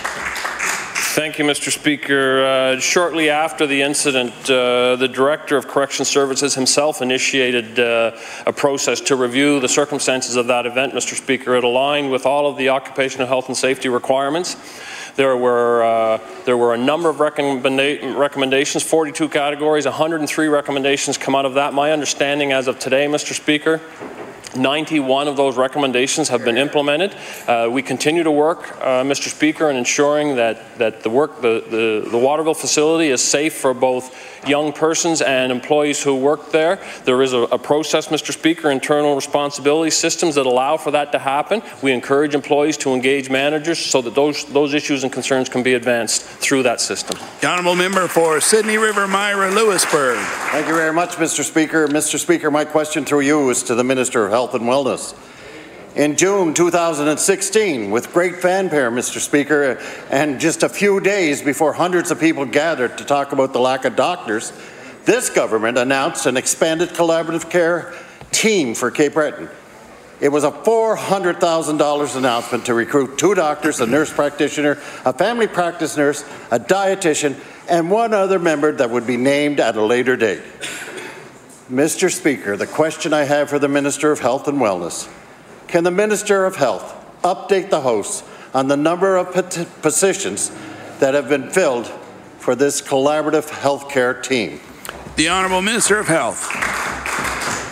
Thank you, Mr. Speaker. I thank the member for the question. As the member would know, there's ongoing work recruiting throughout the province for primary care providers, Mr. Speaker. A big part of that initiative is providing opportunities and supports, Mr. Speaker, to attract and provide opportunities in collaborative practices, Mr. Speaker. That includes supporting individuals that provide the primary care services and supports, the opportunity and the ability to work together to provide those primary care services, which is a new way of practicing in the relative context of primary care services, Mr. Speaker. That also includes, in some cases, like in Cape Breton, providing investments for an actual facility and the work for site location for a facility in just outside the Sydney area, Mr. Speaker, is ongoing. Thank you. The honourable member for Sydney River Myra Lewisburg. Thank you very much, Mr. Speaker, and I think the member would know that there's 100,000 Nova Scotians that need a doctor today. Not a year ago, not 2 years ago, today, Mr. Speaker. On April the 17th, this very government said they had another announcement in Sydney that they would be getting 2 nurse practitioners and 2 family practice nurses. Now, Mr. Speaker, according to the Physicians Opportunity website, this week alone in Sydney, we need 4 family physicians, 4 psychiatrists, 3 pathologists, 1 respirologist, 1 pediatrician, 1 infectious disease specialist, an ophthalmologist, a radiologist, and a child and adolescent psychiatrist. Just in Sydney, Mr. Speaker. Will the minister tell the House if the Sydney Collaborative Care Facility is ever going to be staffed, and what is he doing to fill the rest of these positions? The Honourable Minister of Health. Thank you, Mr. Speaker, and I appreciate the member's question. It gives the opportunity, Mr. Speaker, to highlight the many good things being done with respect to recruitment across the primary care services, Mr. Speaker. Order, please. The Honourable Minister of Health. That includes investments that we've made in our budget to provide opportunities to expand the residency program, Mr. Speaker, to introduce a clerkship program. For third-year medical students, Mr. Speaker, that will encourage them to work. That's a program dedicated to Cape Breton in the early stages, Mr. Speaker. Our announcements just went out yesterday, Mr. Speaker, with the first time ever having the Nova Scotia Health Authority partnering with our Office of Immigration to attract international professionals, physicians, Mr. Speaker. Order, please. The Honourable Minister of Health. This work, Mr. Speaker, complements the commitment we made in our budget to provide an international medical graduate practice-ready program, Mr. Speaker, for assessment in Nova Scotia. These are all things moving forward, Mr. Speaker. Order, please. The Honourable Member for Sydney River Myra Lewisburg will come to order.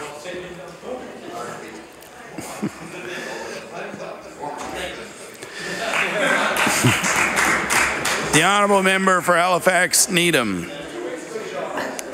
Mr. Speaker, my question is for the Minister of Natural Resources. Today, outside this House, the Healthy Forest Coalition is holding a forest funeral rally. Woodlot owners, forestry workers, scientists, Mi'kmaq people, grandmothers, and more people are marching outside Province House to send a message to us all, to elected officials, that they want to see an end to irresponsible, wholesale clear-cutting of our forests. So I ask the Minister, will she admit that the people of this province have no confidence in the ability of this government to manage our forests? The Honourable Minister of Natural Resources. Thank you, Mr. Speaker, and thank the honourable member for the question. I certainly was aware of the event today and certainly respect the public's passion about our forests in Nova Scotia. It certainly makes me feel good to know that people are very passionate about our resource, as is our department.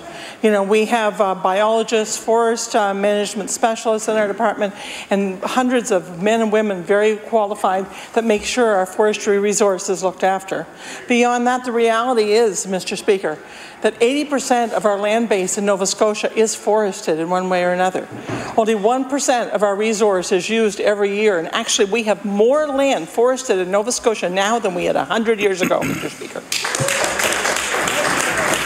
The Honourable Member for Halifax Needham. Mr. Speaker, land that is forested in one way or another is not necessarily suitable for wildlife habitat, economic activity, ecological and environmental and social values, and that is what the people outside are saying.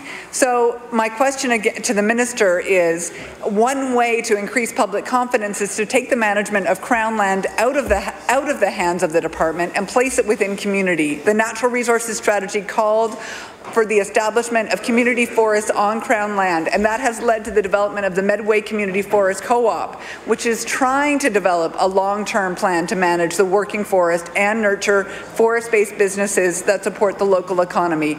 My question to the Minister is, when will we see the next community forest in Nova Scotia? The Honourable Minister of Natural Resources. Thank you, Mr. Speaker, and thank the Honourable Member for the question. The Medway Forestry Co-op is certainly a great venture, and they've been doing really great work, but they're not the only ones. DNR, if you look at Crown land base in Nova Scotia, it's about a third of the land base of Nova Scotia is Crown land. Of that, almost 13% is either protected or nearing protection. That only leaves a small resource that is actually Crown land that is still forested and subject to the regulations surrounding that. We have an integrated forestry resource program, the forest management program that outlines that decisions are made based on science and evidence. We will move forward with that same procedure to make sure that our resource is sustainable and remains sustainable. Thank you. The Honourable Member for Sydney River Myra Lewisburg. Thank you very much, Mr. Speaker. Mr. Speaker, my question through you is to the Minister of Health and Wellness. Mr. Speaker, we hear the Minister reply time and time again about what they're going to do in the future. Yet there are 100,000 plus Nova Scotians who do not have a doctor today. He keeps on saying that we have a plan. That government promised a doctor for every Nova Scotian.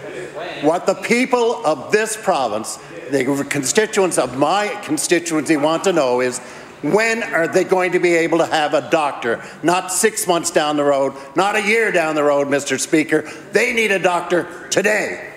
The Honourable Minister of Health. Thank you, Mr. Speaker. As the member would know, my comments aren't talking about what's being done in a year from now, Mr. Speaker, 6 months from now. Mr. Speaker, what I was explaining in our previous responses, Mr. Speaker, in a previous discussion, was actually what we are doing today, Mr. Speaker, what we are doing right now actively with the Nova Scotia Health Authority. I mentioned, Mr. Speaker, what we did in our budget, Mr. Speaker, which that member and his party voted against, Mr. Speaker. He voted against new residency seats in Cape Breton, in the Sydney area, dedicated to bring physicians to his community, Mr. Speaker, and that member and his party voted against it. And that's happened here now.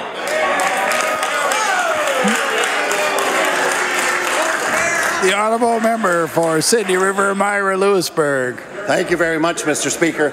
And yes, what I voted against was a bunch of hollow promises that was put forward by a government that doesn't care for the people of province of Nova Scotia, that don't care about how to get health care. I voted against an incompetent government that does not do what they said they were going to do, Mr. Speaker. Mr. Speaker, that member, that government promised over a year ago for a collaborative care practice in Sydney. This year, they promised for nurse practitioners and family practice nurses. They promised a doctor for Nova Scotian, every Nova Scotian, and it's not happening, Mr. Speaker. So the question is, when will the people who need a doctor today be able to finally get the service that they richly deserve by this health government? The Honourable Minister of Health. Thank you, Mr. Speaker, and I thank the member for both his question and his passion on the floor. Mr. Speaker, I think the member opposite just indicated that he voted against. I believe the comment was incompetence, Mr. Speaker. Well, I think the majority of the people in Nova Scotia disagree with that member's opinion, putting this government back into power, Mr. Speaker, for a second term in office. The first time, Mr. Speaker, in decades that we got back-to-back majorities, Mr. Speaker. Order, please. Order, please. The Honourable Minister of Health has the floor. Mr. Speaker, if the members on this side of the aisle, Mr. Speaker, are incompetent, then that member wonder what he thinks of the people of Nova Scotia who put us back here again. Thank you.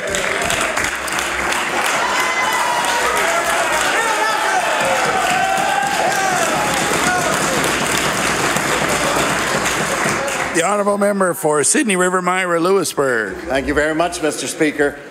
I hear what the minister has to say, and he's bragging about the majority they have. And you know what, Mr. Speaker? they haven't used it to help the people of the province of Nova Scotia. They, in their election campaign, made promises about the health care system in this province. This same government has not delivered on those promises. You tell me, when you have a lady that can't get a mammogram, when you have a doctor's office that can't take any more patients, we're supposed to say they're doing a good job?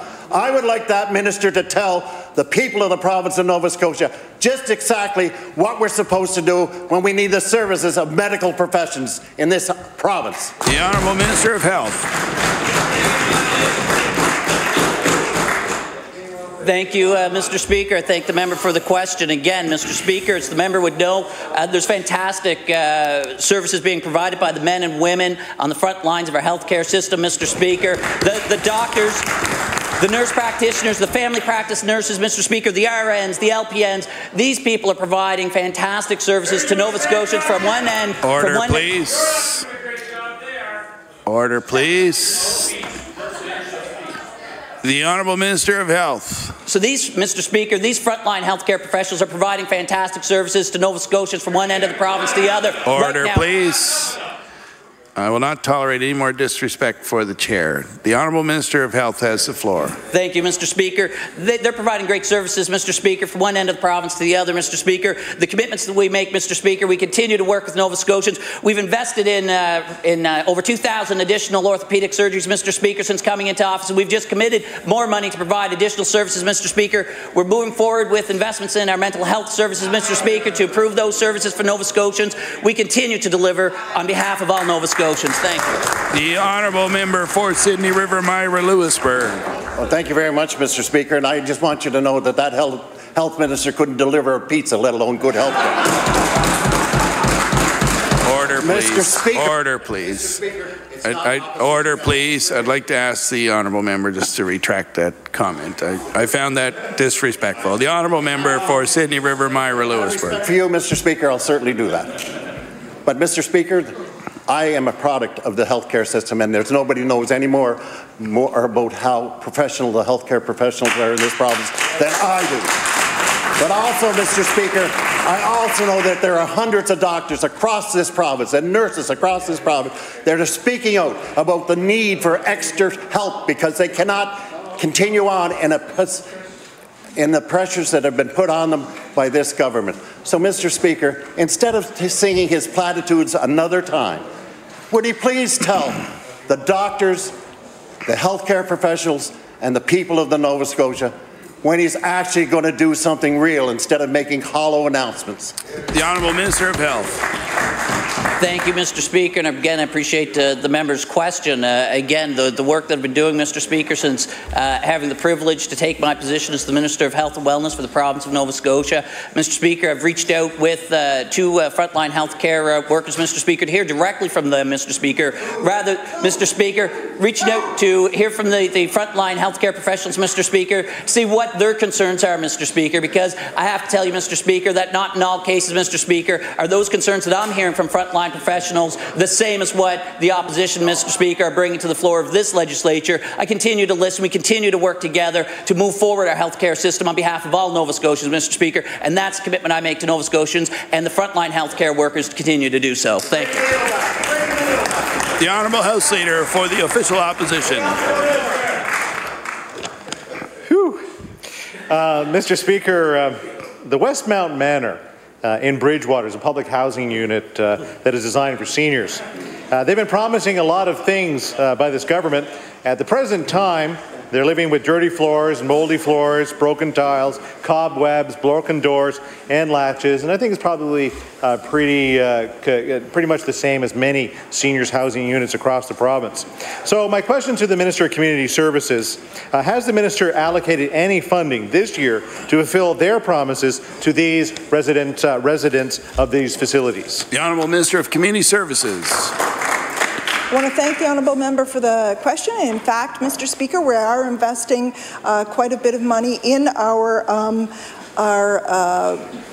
seniors facilities, making sure that they, the physical side of those buildings are in fact taken care of. We've gone and done an assessment of the buildings, and we're working through the list to make sure that those are brought up to speed. Thank you.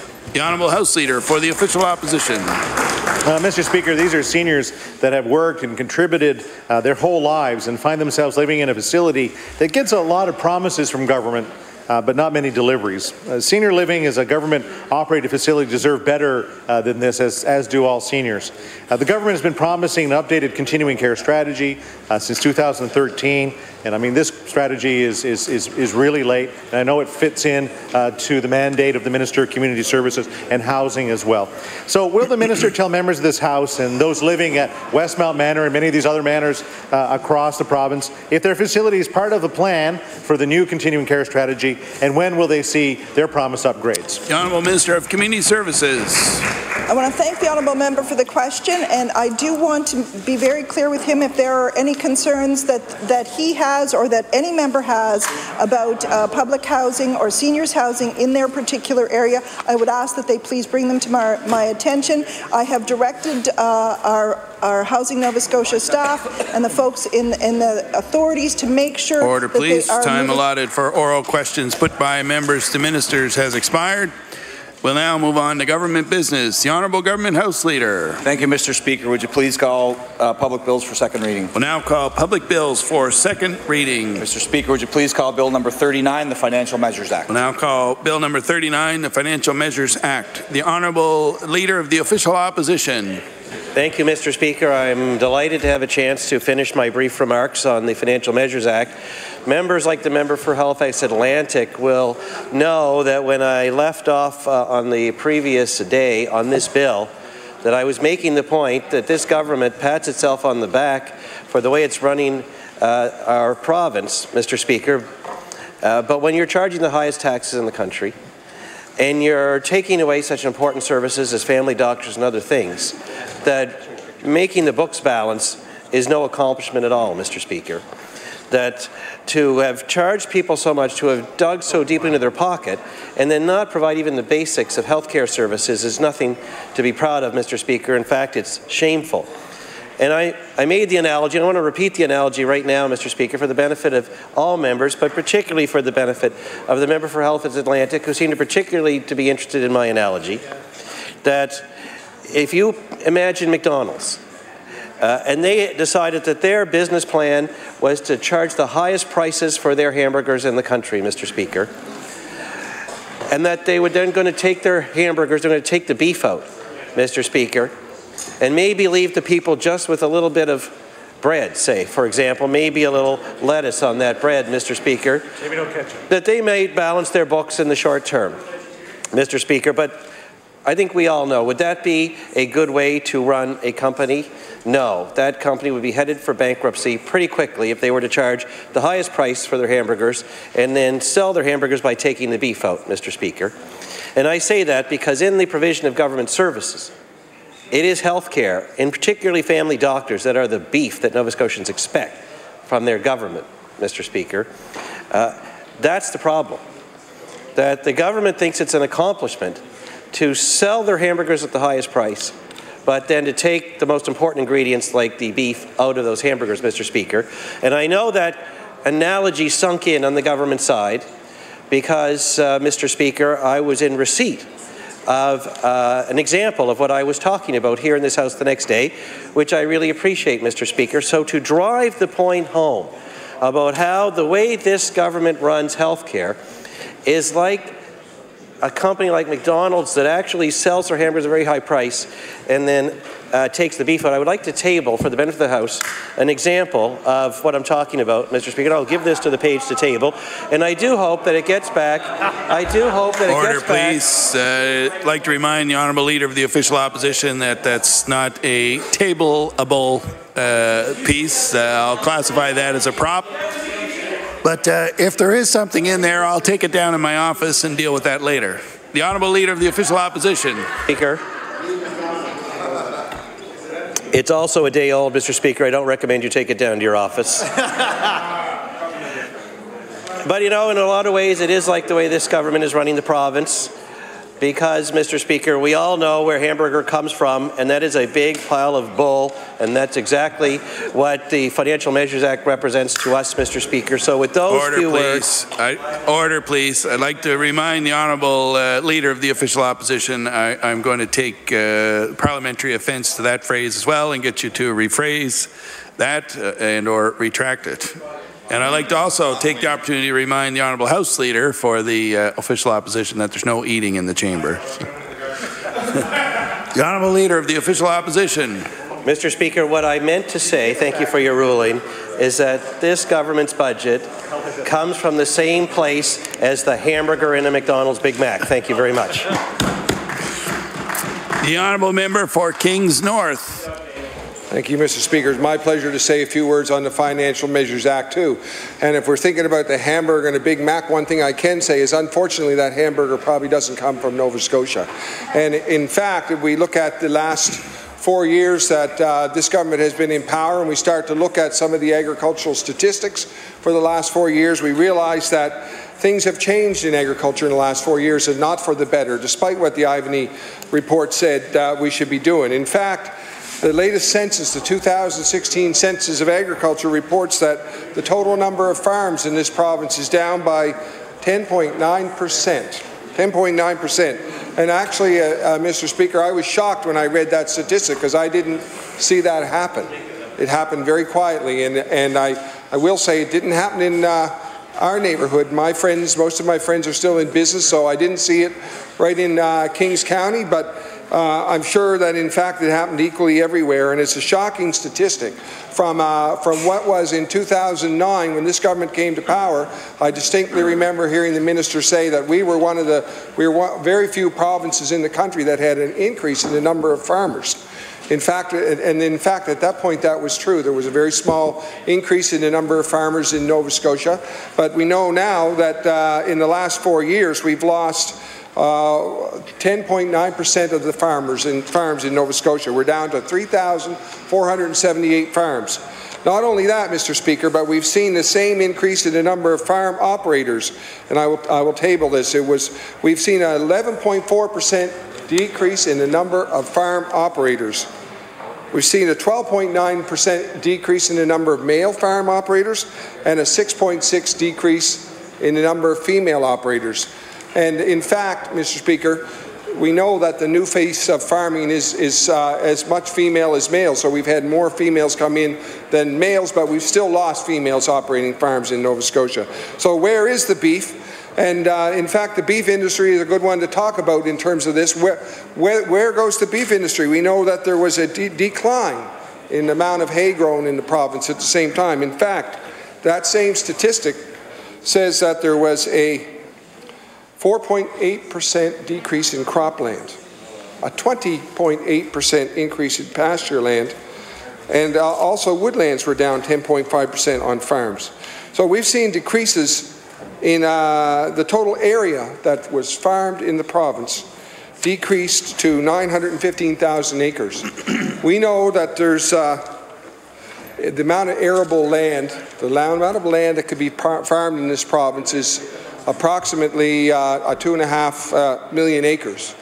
And we know that we're seeing a decrease in the amount of land farmed, and really the decreases in the number of people operating farms. There's a very significant decline.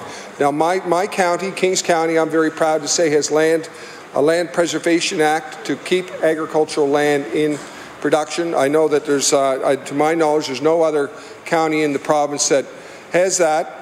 And I mean, I'm all in favor of keeping land in production, but in fact we're seeing the decrease in operators, the decrease in people wanting to farm is very significant and very troubling for our industry. And as I said, I didn't see it happening, but it happened very quietly, and it's a very real result. Statistics Canada is very aggressive in collecting their information. I know over the years that I was farming, I'd have to do reports every now and then for Statistics Canada, and they were unrelenting.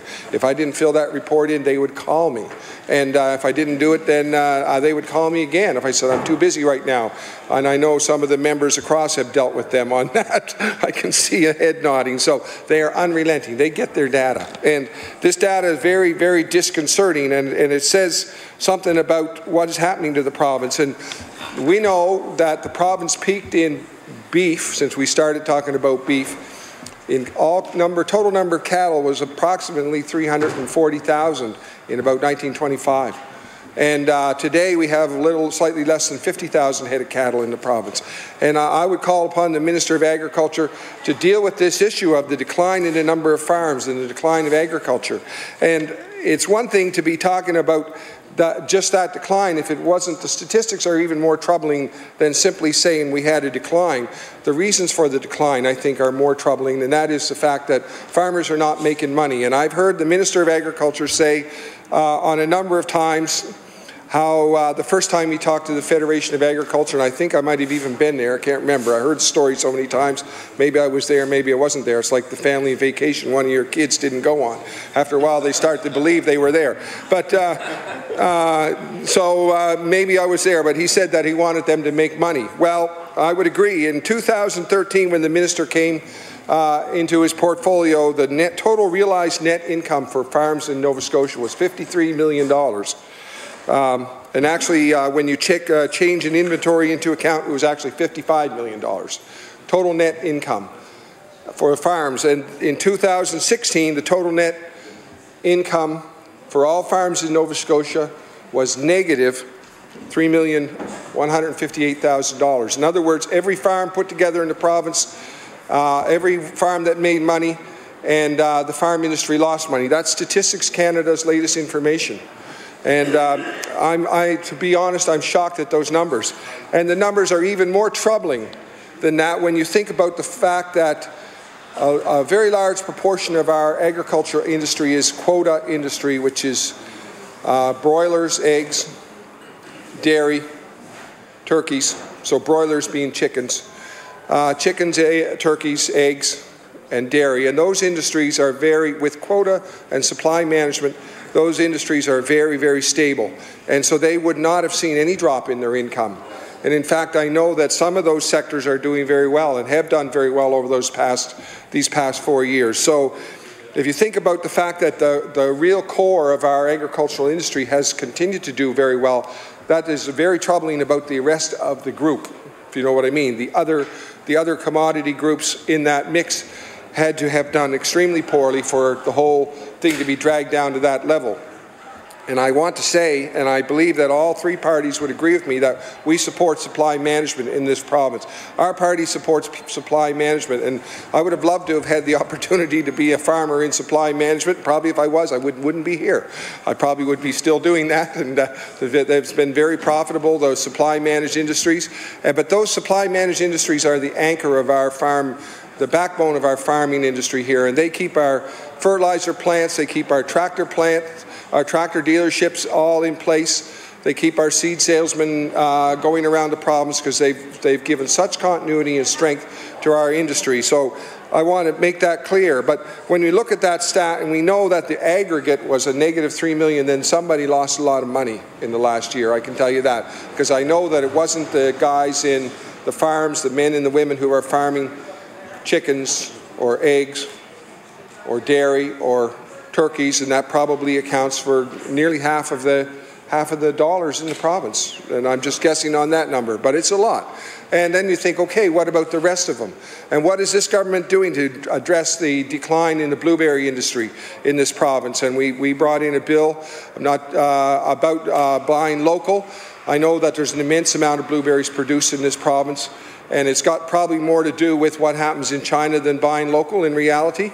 It's probably got to do with and I know the Minister of Agriculture has made a number of trips to China, did we get a more favorable tariff? Apparently blueberries from Chile have no tariff at all going into China. Our blueberries going into China face a 100% tariff.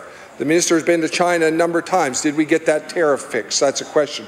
We need that tariff fixed if we want to compete. If you think about what if our blueberries are $1 a pound, and I'm just making up a number there, and China chilies are $1 a pound, well, Chile can send them into China for $1 a pound. Ours are $2 a pound when they land, by comparison. That's what that tariff means for the Chinese purchaser. So it means that our blueberries are extremely uncompetitive in that area. So what about the mink industry, which has seen serious declines? And that's probably another factor in that number. But, and we all know whither goes the mink industry. We know that that's really massive international forces at play there, really. And what happened? What kind of a winter was there in China? Was it a cold winter or a warm winter? That makes a difference on the mink industry. And what's happening in Russia? Was it a cold winter or was it a warm winter? And were oil prices up? If oil prices are up, Russians have more money. Strangely, Russia is one of the leading exporters of oil in the world. It has immense reserves of oil. Oil prices being down hurt the Russians' ability to buy furs. So the mink industry is subject to massive international, massive global swings in trade. And, but that's a big factor in the change in that number, I know. But another big factor is the vegetable industry. And I've talked about the vegetable industry at length here. And we've seen in these statistics a 14% decline in the vegetables area grown in the province in the last 4 years. 14% decline, which is a big number. That's more than the number of farms that declined. So more people were getting out of vegetables or cutting back on vegetable production. And I can tell you that much like and I think we all get the argument about why local breweries are good. If you have a local brewery versus a large multinational, the multinational ships the beer in and very little of that money stays in Nova Scotia. But if you have a local home brewery, it's sticky money, right? It sticks around. And it's very good for our industry to have displace those imports with local product. And that's true in vegetables too. It's very sticky money. When a vegetable producer in Nova Scotia grows that crop, there's a lot of money spread around, and the reason is because vegetables are a very labor-intensive crop. In any vegetable crop, there's a very high labor component in that. So that means local labor. That means people eating and buying cars and staying in and spending their money in town. And that's why that's a very troubling trend to me. And all of those things are things that I don't see the minister addressing in this budget. I think the minister, the budget is very focused on certain industries, but we've seen declines across all of our agricultural industries, and I think that we need to rethink how we're doing that. And these are very, very troubling trends in this in these statistics. It's going the other way, and there's. You know, there are many other issues in that, right?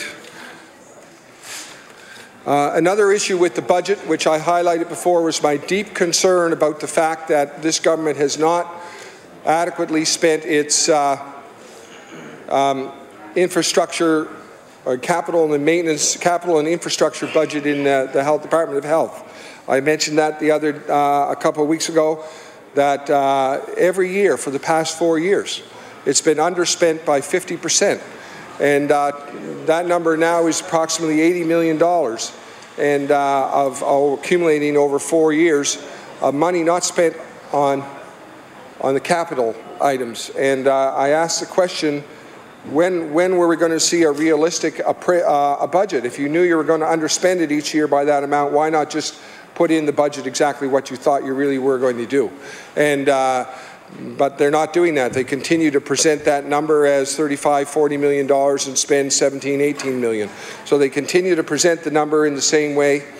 And as I mentioned earlier, I think that the reality is that that number is subject to the tyranny of the urgent. The most urgent things are getting done, and important things. It's always that dilemma in running a business, in running a household, is the urgent versus the important. And we used to describe it on our farm as either are you working on the business or in the business. So I'd be working in the business when I was packing cabbage or packing onions or whatever I was doing, I had my hands right in there. But when I was sitting back thinking about where we were going and was this the right thing to be doing, I was working on the business. And we need the government to be working on the business and making plans that come to fruition. And we see with this government announcement after announcement with nothing ever happening. And we just went through a question period where a number of things that were announced a year and a half ago have not come to fruition because the announcement was made without obviously with inadequate planning. I don't believe anybody makes an announcement knowing full well nothing's ever going to happen. I think that the announcements are likely made in good intent. But if there's not adequate planning in that announcement, then why make the announcement? Because if one thing or another happens and that never happens, then I would suggest we all look bad when an announcement is made and nothing ever happens. And we can go to the capital infrastructure budget and go right through that list. And I can recall in 2013, dialysis being announced for Kentville in a press release. And I was delighted to see that. And in fact, dialysis for Kentville was in the next year and the next year and the next year, and in fact it's been announced again, and I hope this time it really will happen. And one of my colleagues said, John, you should put a press release out about dialysis happening, and I said, well, I would, but I don't know if it will or not because we've had that announcement 4 years in a row. And it still hasn't happened. So planning put into announcements would make a difference, I think, in the credibility of the government on some of these things. And maybe that's just a little bit more work, but I think I would say do your work then, like get that done. And I would say that to the agricultural minister, and in fact I recall saying that in the spring when we were talking about bees, and it wasn't until the beekeepers themselves came down and protested and showed up on the front page of the Chronicle Herald that the next day that the minister shut the border to Ontario bees. And thank goodness he did, because the New Brunswick bee keeping industry now has to deal with the very pest that we wanted to keep out. And unfortunately that very pest is now in Aulac, not very far away, and it's apparently very mobile. It can fly 10, 15 miles. So it's unfortunate what New Brunswick did. It's fortunate the minister did make that decision, but it was pressure that did it. And we seem to see that time and again, that this is how decisions get made. And I want to bring public pressure to the fact that let's do what we have to do in health. Let's have the infrastructure and maintenance budget spent in health. And if anybody thinks that there aren't huge infrastructure and maintenance deficits in our healthcare system, I think you have to get out a little bit more and take a look. And I think that these things are a factor in the working environment for all of our hard-working doctors and nurses and maintenance staff, all those people who work for us, the government, and for the people of Nova Scotia deserve to have a good working environment. So I'm very concerned about that in the budget. So anyway, Mr. Speaker, with those, I'm just going to say what I really wanted to say today, so I've said that. So with those words, I'll take my seat. Thank you.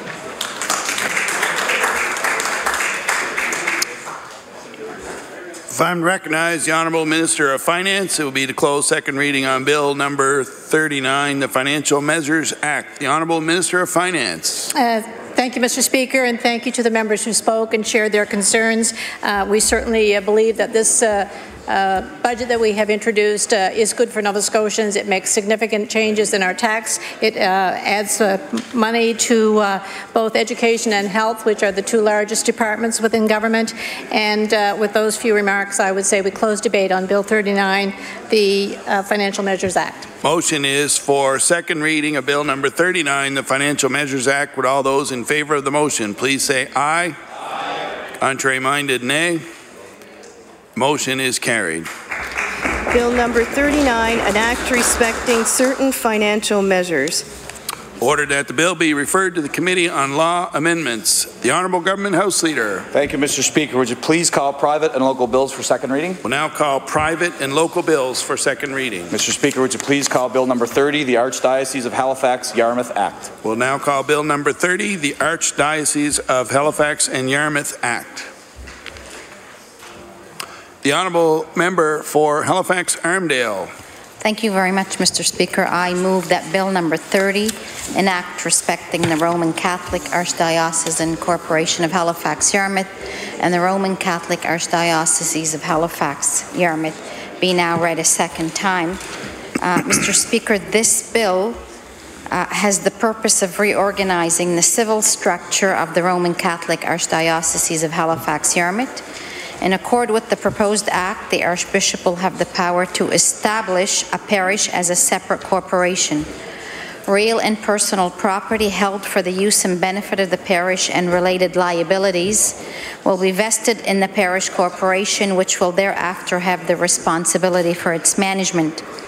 The existing Roman Catholic Episcopal Corporation of Halifax will be renamed as per the bill and continue to hold and deal with archdiocesan property, business and temporal affairs that are not attributable to any particular parish.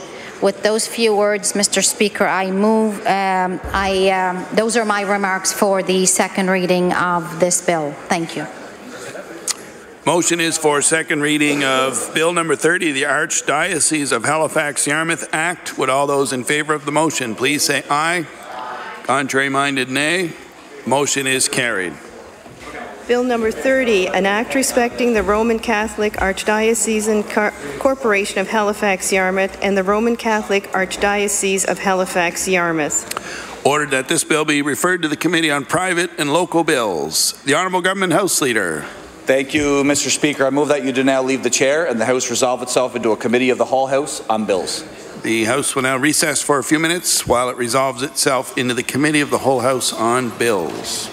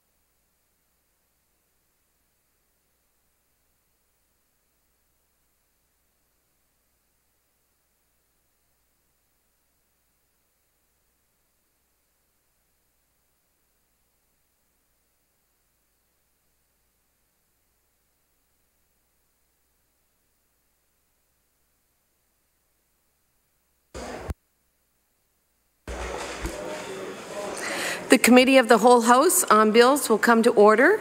I recognize the Honourable Government House Leader. Thank you, Madam Chair. Would you please call Bill number 17, the Marriage Act? I call Bill number 17, the Marriage Act.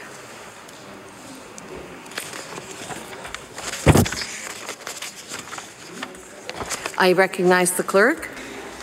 Madam Chair, Bill number 17 was referred back from the Committee on Law Amendments without amendments and contains 25 clauses. Shall Clause 1 carry? Shall the remaining clauses carry? Shall the title carry? Shall the bill carry? The bill is carried.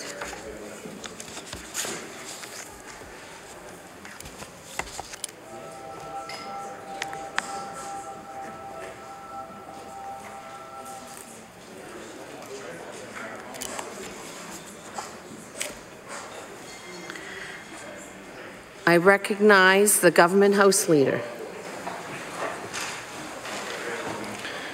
Thank you, Madam Chair. Would you please call Bill number 19, Consumer Protection Statutes, an Act to amend? I call Bill 19, Consumer Protection Status, an Act to amend. I call on the Clerk. Madam Chair, Bill number 19 was referred from the Law Amendments Committee without amendments and contains 38 clauses. Shall Clause 1 carry? Shall the remaining clauses carry? Shall the title carry? Shall the bill carry? The bill is carried.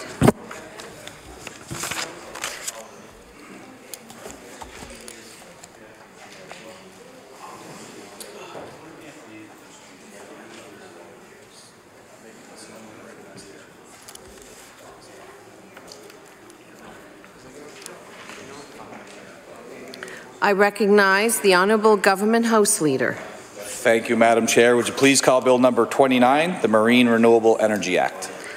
I call Bill number 29, Marine Renewable Energy Act. I call on the Clerk. Madam Chair, Bill number 29 was referred from the Law Amendments Committee without amendments and contains 25 clauses. Shall Clause 1 carry? Shall the remaining clauses carry? Shall the title carry? Shall the bill carry? The bill is carried.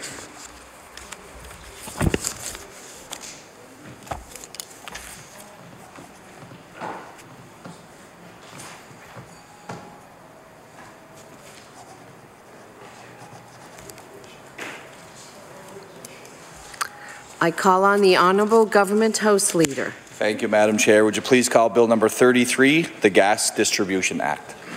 I call Bill number 33, the Gas Distribution Act. I call on the Clerk. Madam Chair, Bill 33 was returned from the Law Amendments Committee with amendments. There was one amendment to page 1, clause 1, proposed subsection 30, subsection 2, deleting the word to the second time it appeared and substituting the word for. It contains one clause. Shall Clause 1 carry? Shall the remaining clauses carry? Shall the title carry? Shall the bill carry? The bill is carried.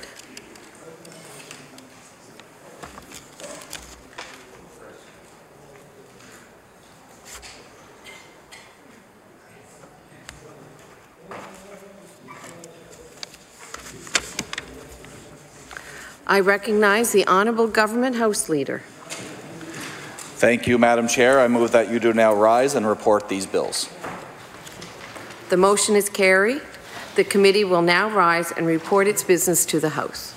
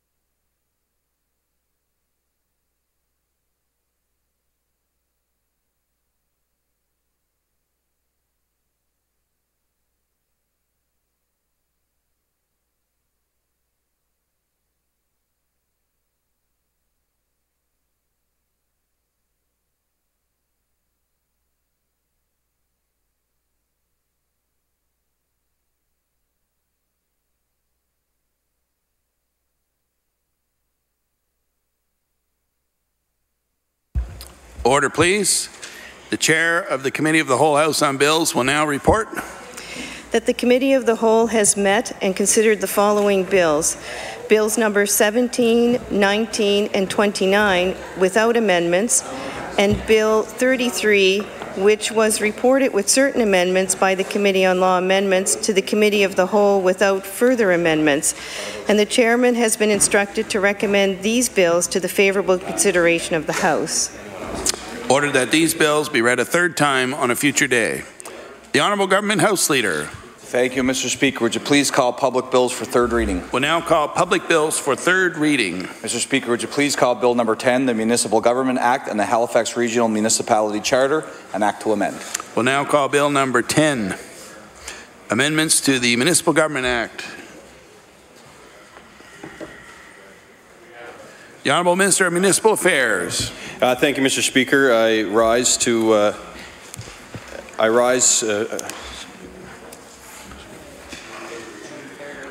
I move third reading of Bill number 10, amendments to the Municipal Government Act and the Halifax Regional Charter.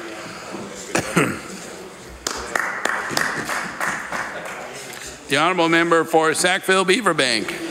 Thank you very much, Mr. Speaker. And I think most of what's before us today is actually pretty good. It's well called for, and I think most of the municipalities across the province would see it as a move forward.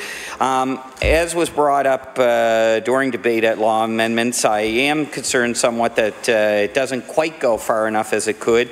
It doesn't identify what the consequences are.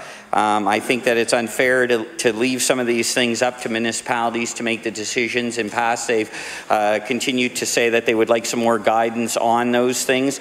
It doesn't say what the consequences are to somebody not following the code of conduct, or if a member decides to not want to sign it.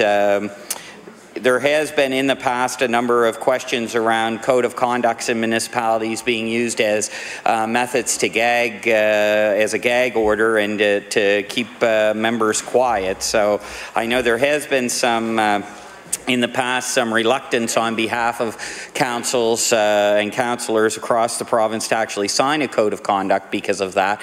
But this bill doesn't, although it does go forward and strengthen municipalities, particularly around the expense policies and practices, it doesn't highlight or lay out what those consequences are for A, not signing the code of conduct, or B, for not following it. And of course, as most of us know, municipalities don't have a method if an elected official makes a decision or does something that goes against the code of conduct where they are an elected official. Municipalities are somewhat, their hands are somewhat tied. They can't really remove the person from office. They can't really fine the individual, and so there is some. There are some things that could happen, I think, that would make this bill a little bit better. The other concern, I think, that came out as well is the fact that although it does talk about elected officials and CAOs, it probably could go a step further, as was suggested, and look at all senior managers.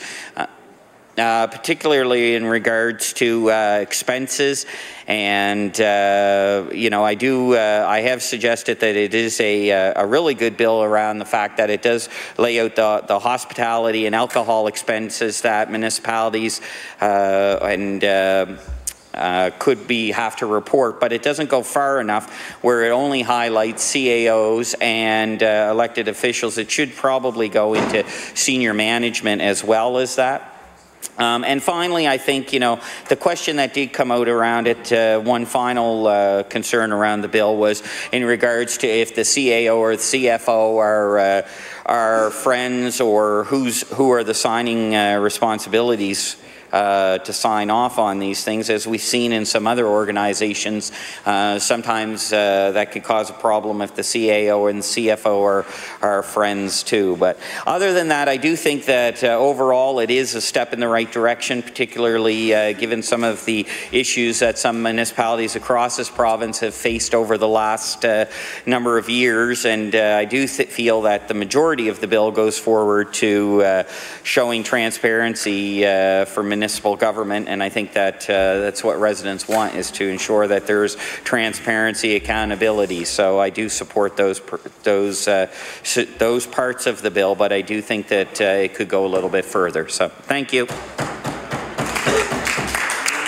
Unrecognized, the Honourable Minister of Municipal Affairs. It will be to close third reading on the Bill number 10, the Municipal Government Act and the Halifax Regional Municipality Charter, an act to amend. The Honourable Minister of Municipal Affairs. Yeah, thank you, Mr. Speaker, and I'd like to just take a moment to just say a few comments. First, I want to thank thank the member opposite for his comments, and I just want to take this opportunity again to thank the JMAC committee that was represented by the Department of Municipal Affairs, by the Association of Municipal Administrators, the Union of Nova Scotia Municipalities, and the Village Commission.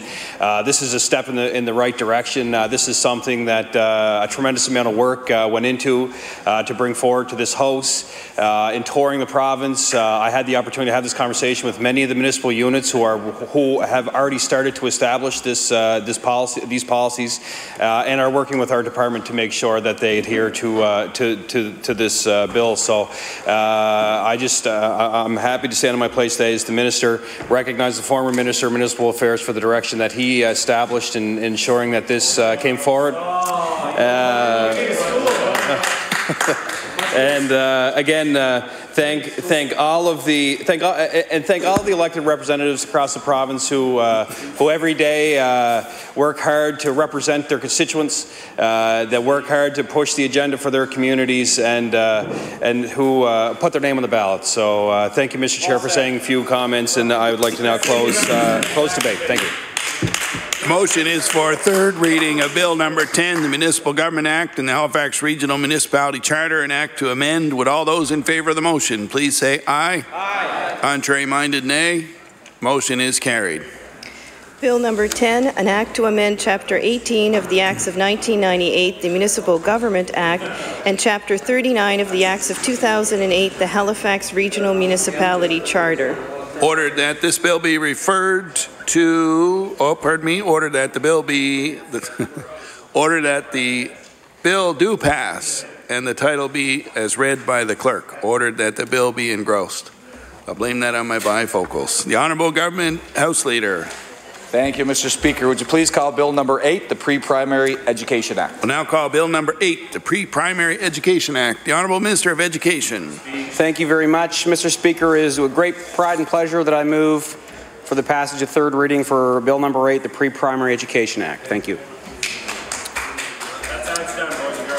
The Honourable Member for Dartmouth East.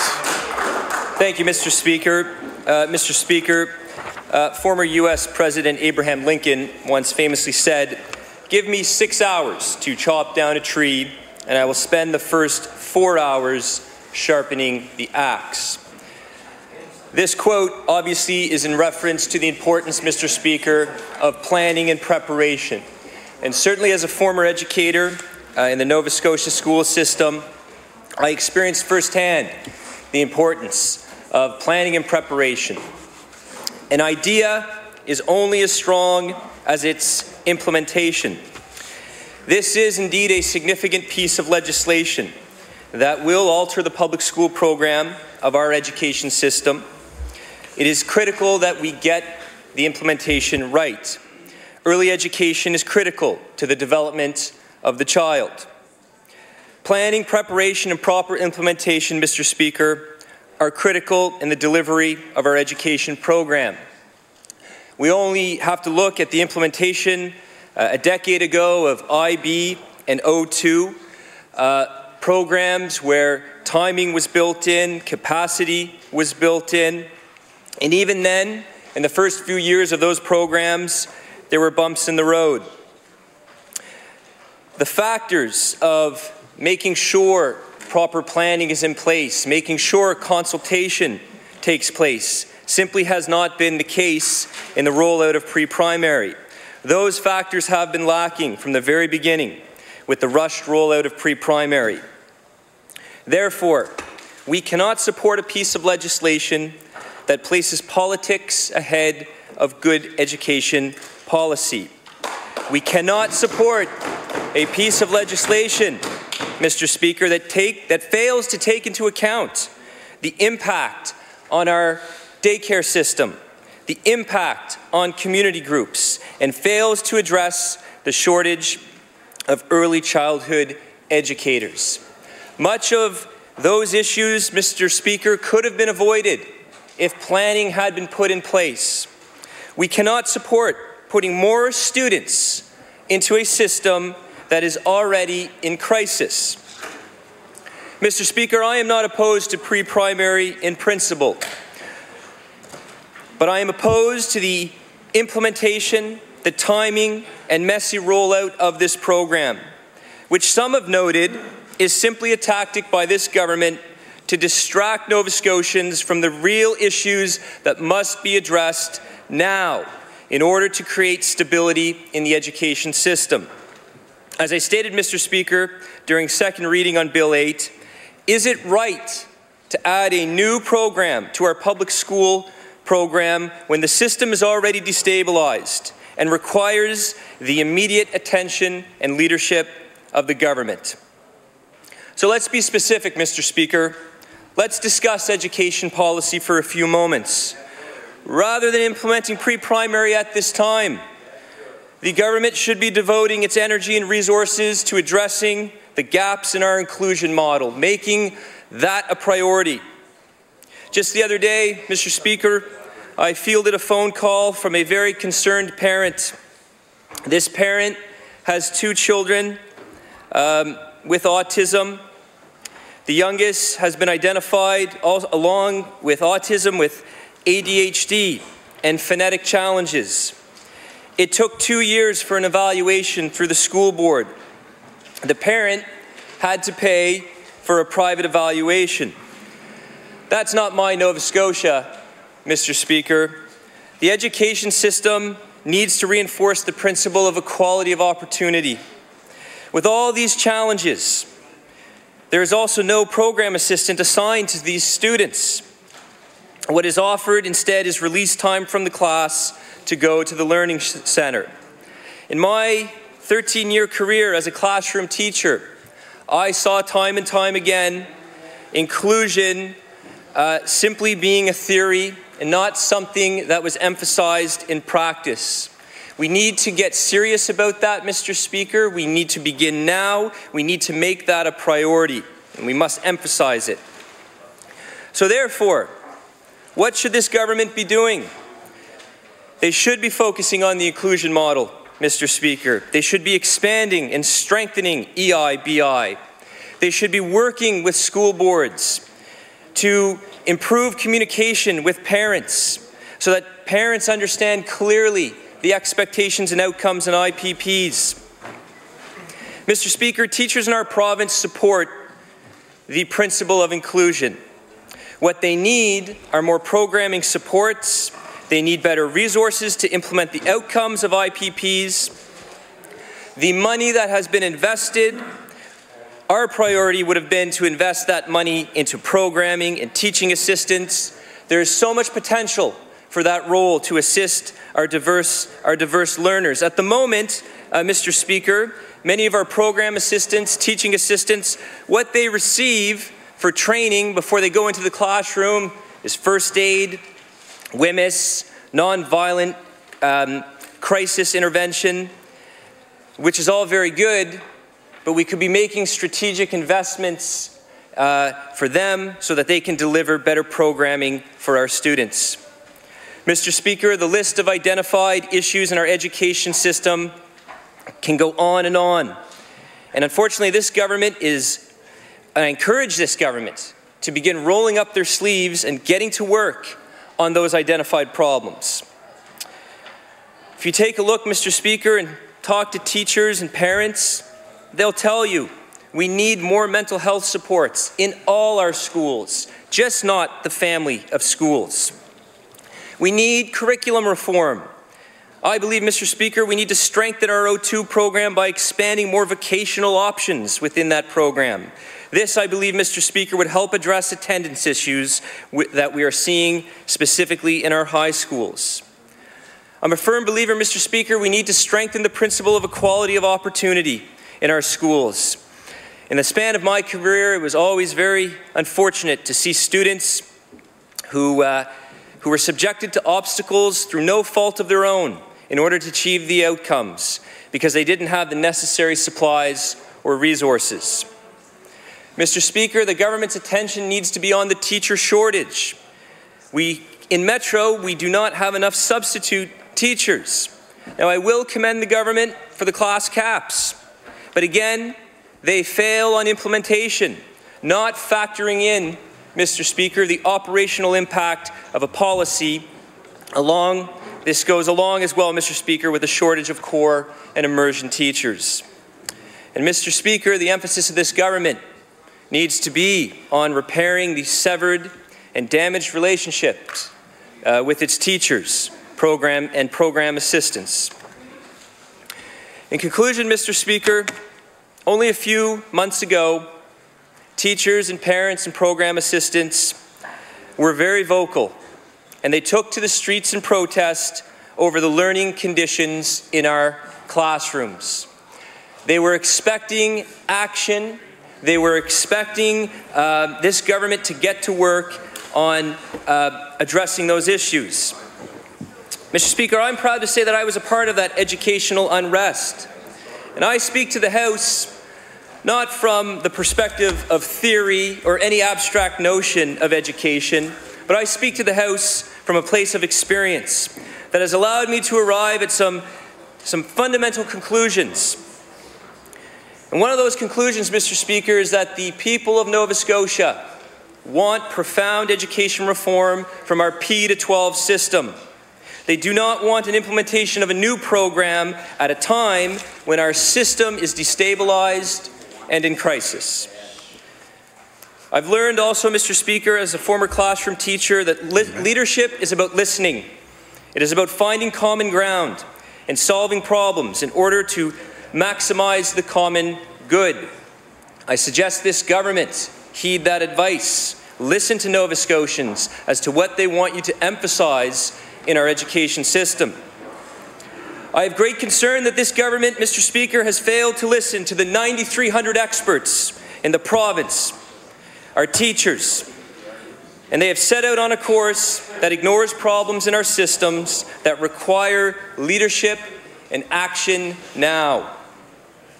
Mr. Speaker, I cannot support a bill that introduces new programming when the timing is improper, when it has been poorly planned and executed, and is being implemented at a time when Nova Scotian parents with students with diverse needs require our help and assistance now.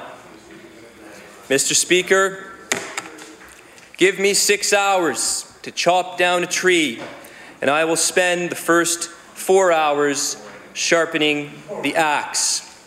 Planning and preparation is critical. I suggest this government reflect long and hard on the meaning of that statement and its significance to education policy in our province. And as a former teacher, I am more than happy to provide some extra help if you require understanding the quote. And of course, Mr. Speaker, with those comments, I take my leave and hope this government rethinks its priorities as it pertains to education in our province. Thank you, Mr. Speaker. The honourable member for Dartmouth South.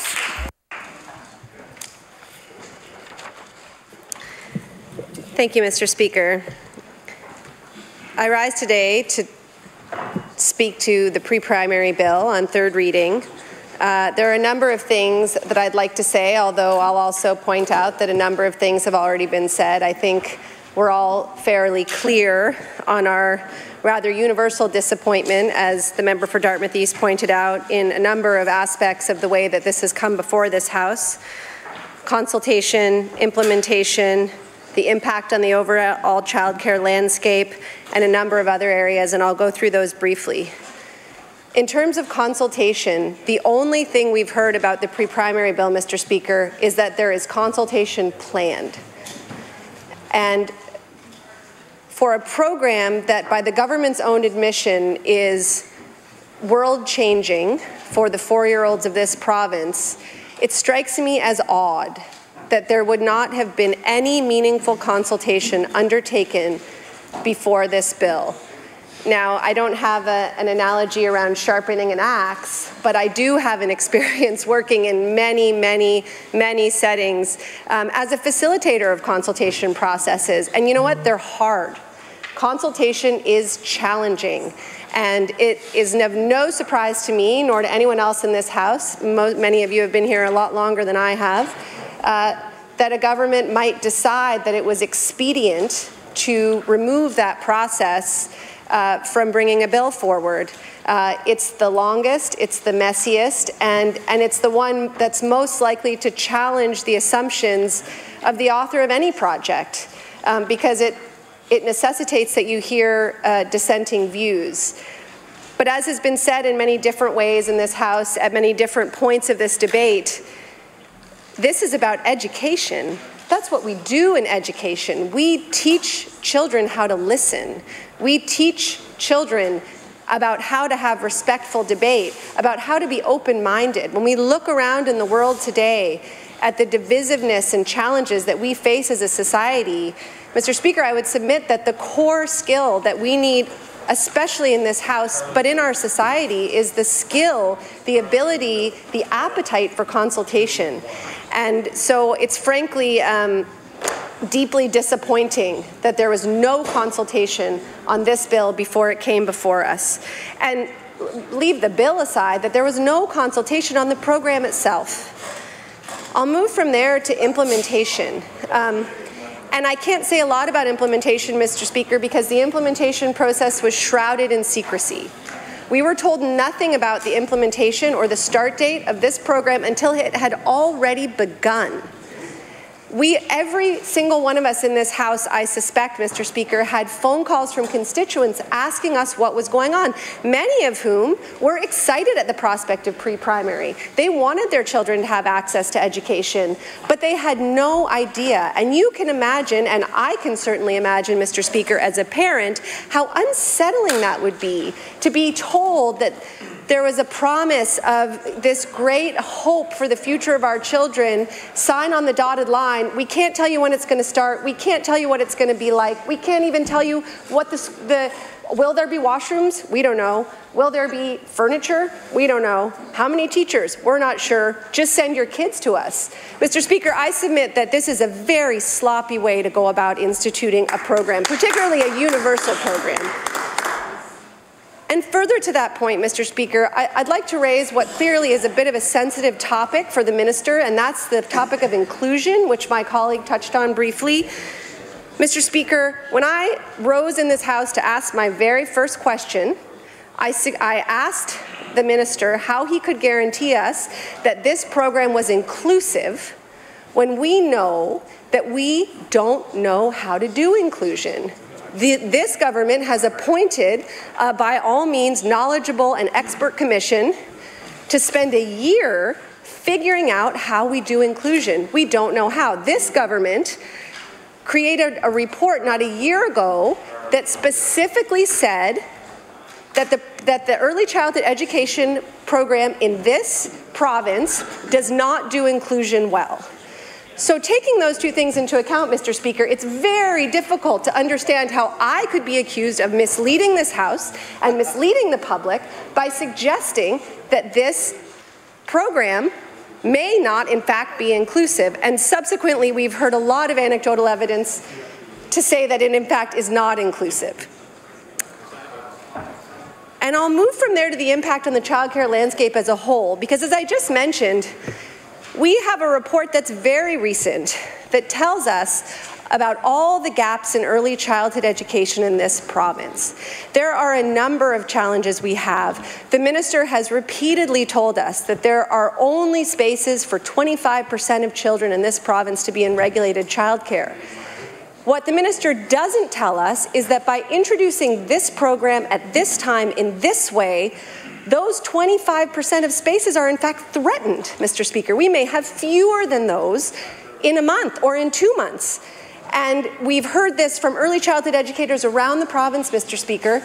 Now, I'm not suggesting that we should inexorably delay a new program so that we can protect a particular childcare provider's right to hang up a shingle and keep their space open. I think, you know, as a firm adherent to the notion of universal childcare, I, unlike my colleagues, will reluctantly support this bill because I think at least it's a first step.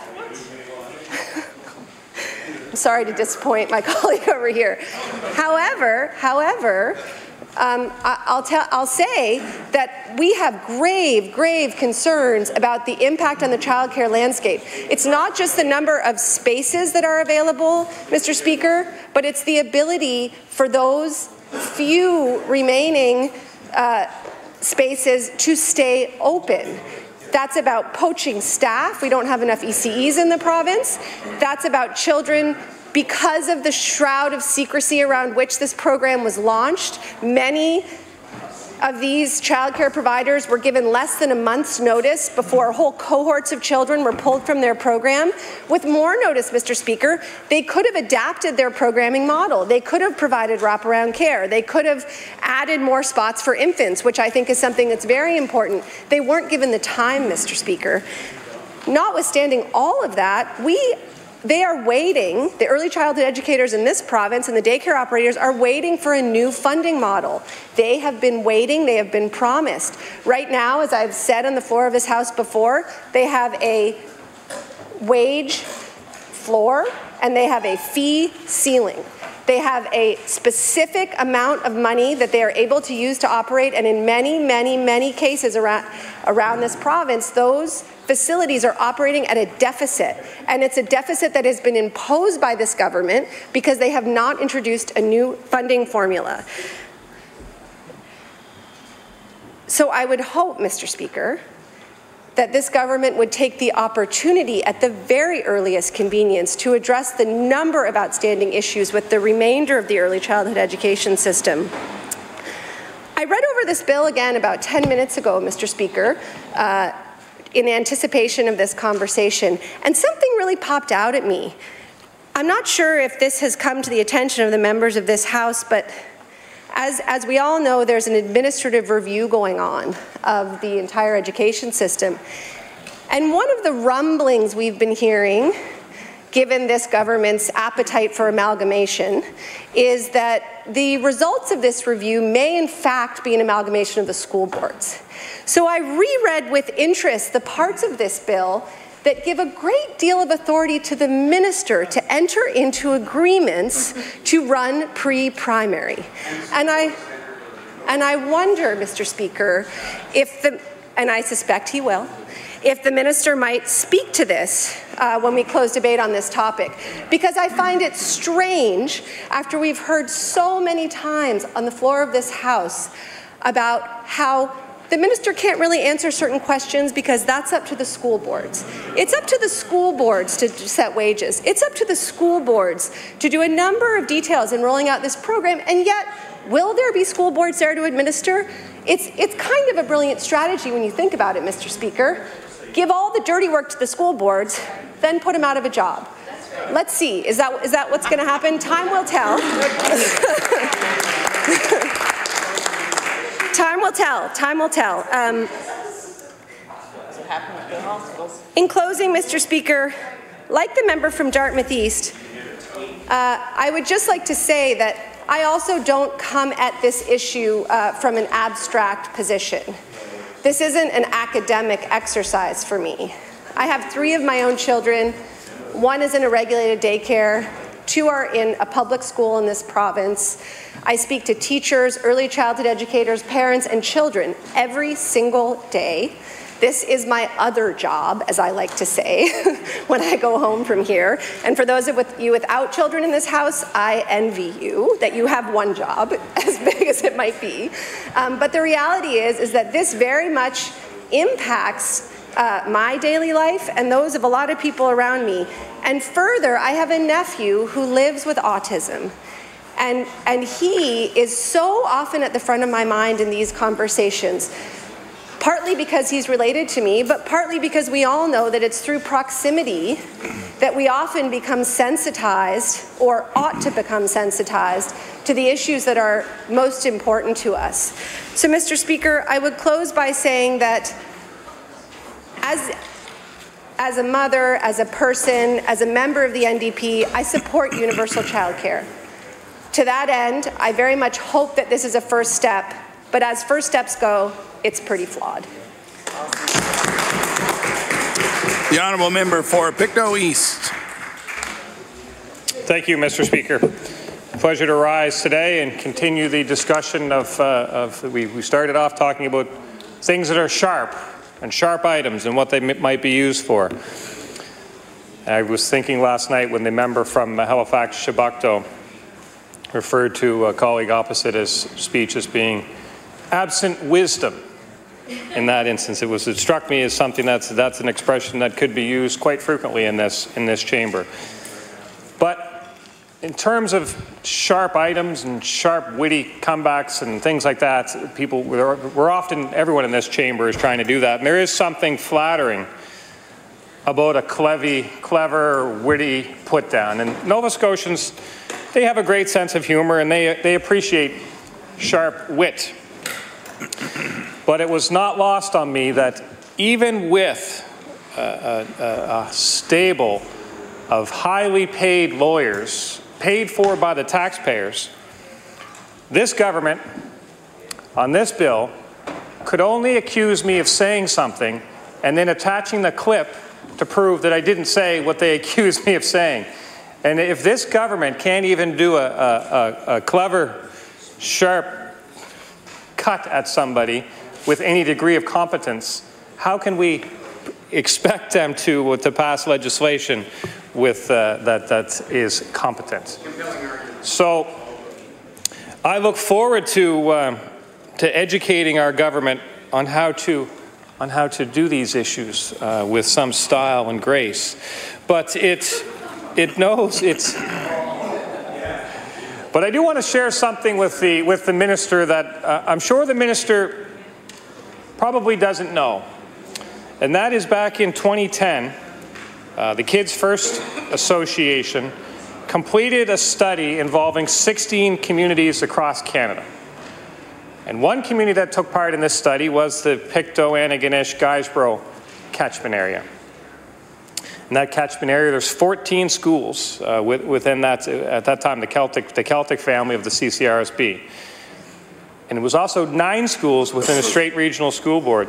And the focus of this study was primary students in the 2007-2008 school year. And the study is an excellent one. And the results of the study suggest, as we have been saying many times in this chamber, that there are a number of problems that need addressing in the P-12 system. And those issues should take precedence over the rollout of pre-primary. And that's basically what we're talking about here, is prioritizing and looking at things that should take precedence. Now, here are a few of the findings of the study, Mr. Speaker, and they may interest the minister if he's interested in a fact-based approach. 88% of the kids in that Pictou, Antigonish, Guysborough area were deemed on track for language and cognitive development when they arrived in primary classes. 88% of them were on track when they arrived at school. And the kids had above average scores on receptive vocabulary, number knowledge, and pre-literacy skills.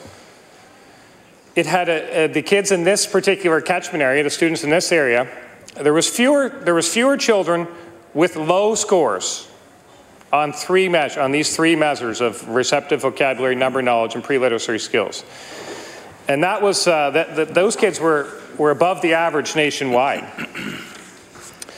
So, in other words, Mr. Speaker, in the area of language and cognitive development, 36% of the kids were very ready for school, 52% were ready, and only 7%, I say only, it's not the right use of the word only because it's still 7% were at risk and 5% were vulnerable. Now, of course, nobody wants to see that in any children, but the vast majority were ready to enter school.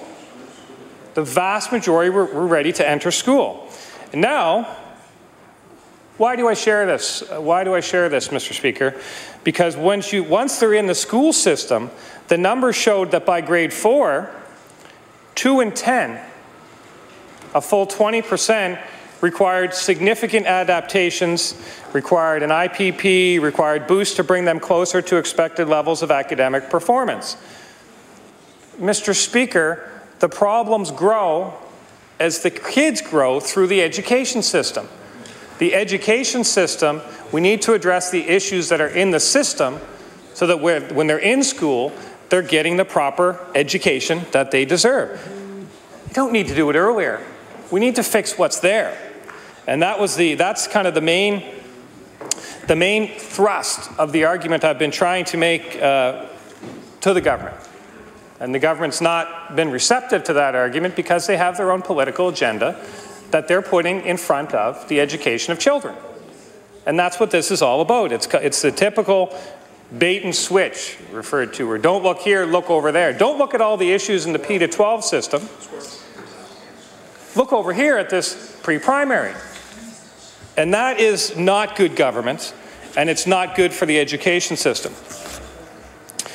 Mr. Speaker, I would urge the minister to read this report. It's only 31 pages, and it will certainly give him some recent local statistics, probably open his eyes a little bit to the issues that we're talking about here. Now, Mr. Speaker, you may remember the Freeman report. It's another in a long line of reports that haven't got much airtime with the government. But the Freeman report says, at the time of the Freeman report, if you look at the administration group, administrators were a group that 72% or 73% of the people in the administration group thought that the programs being offered students in the school system were appropriate for preparing students for the next year or for life. 72% of administrators thought the programs were appropriate for preparing students. If you go outside of the administration group and go to the teacher group, 52%. Imagine that, Mr. Speaker. 52% of teachers thought that the programs being delivered in the school system were appropriate for preparing students for the next year. And if you go one step further, I think you know what the results would tell you when you ask the general community. The Freeman panel found that 33% of community members thought that the school system was properly preparing students for the next level. Those are pretty disturbing numbers, and they're disturbing in the sense, the more disturbing part is that the government is ignoring those numbers. The government has an opportunity to look at the P to 12 system, make the investments, make the changes, and improve those numbers. But instead, we haven't seen that. Instead, we've seen that discussion put off and another discussion initiated with the pre-primary. And I know that we're seeing now, even with the Commission on Inclusion, and I do want to talk about the Commission on Inclusion a little bit, but we're now even seeing that the work of the Commission, the topic of inclusion in general, is being pushed aside as school boards and administrators start to turn their minds to the review of the administration and governance. There's a lot going on in education, Mr. Speaker, and it's all just a big cover design for the fact that this government is not prepared to address any of the issues that exist in the system as we know it today. There's always something new being added just to confuse and distract. And that's the real shame of it, because things continue to get kicked further down the road. And I'm worried that the issue of inclusion and the work of that commission will get kicked further down the road as well. Because there's no word yet. There's no word yet on the consultation process for that Commission on Inclusion. No word on public consultations. No word on how do you provide feedback to that commission. Nothing. Because the minister is more interested in a headline than results. So that's the real issue, and it's hard to say that this commission will be able to do a very robust job, robust work. I hope they can. I hope they can, but there's a number of studies out there. Wayne McKay's 2006 study on inclusion, I think he did that for New Brunswick, is a very powerful study as well. So we can talk about the Commission on Inclusion. I hope they do good work. Their final report's due in March. I believe it's March. There's supposed to be maybe an interim report come out in January. But nothing on consultations yet. So where is that going to go? And now we have boards and administrators preoccupied with another study. When I look at what's happening in the education file, I think about all the talk about the federal tax changes and the term that is now very common in the vocabulary of Canadians called income sprinkling. There's a lot of chat about income sprinkling. And I look at this government and I see this government is in the business as effort sprinkling. They're effort sprinklers. They don't really want to roll up their sleeves and put the effort in on the major issues. They just sprinkle the effort around a little bit here and a little bit there, without really any progress. And I do believe, and the sad thing about that is you have a little bit of effort sprinkling, a little bit of headline, and then you see everyone, the whole flock come in behind. Sometimes it strikes me as a group of hypnotized chickens, Mr. Speaker, in the way they operate. But the minister has said. Order, please. I'm going to ask the honourable member for Pictou East to retract the phrase "hypnotized chickens," and we'll add that to our list of unparliamentary references. The honourable member for Pictou East. So retracted, Mr. Speaker. So retracted. So retracted. The minister has often said how proud he is of his government for being the first to tackle the issue of inclusion. And I will say that with the establishment of the commission, the minister is making an effort to tackle that issue. But the minister may also know that there's a bit of an art to the science of tackling. And a tackle is not complete until the opponent is on the ground. And I would suggest that the best way to tackle an issue is low and around the knees, to really bring the opponent down and bring the issue down. And what we're seeing here with this is what we would call a high tackle. It's a high tackle, Mr. Speaker, and probably would be penalized in a lot of sports activities, because it's not appearing to be a nice, clean tackle. It's appearing to be a high tackle. And I would say, in closing, I'm happy for 818 families whose children are in this program. Terrible rollout of the program. It's good for a percentage of the population, and I'm happy for them. I take serious issue with the minister's comments about who is ultimately being benefited. And I actually think that this program, and the way it's rolled out, especially around the transportation issues, this program further marginalizes low-income Nova Scotians. It just is really hard for people. You can't leave if you can't in the rural areas. You just getting the kids to and from. And just imagine if you're fortunate to have a job and trying to leave your job to pick the child up and get them home and get back. There's way too many issues. It's just not fair to enough families.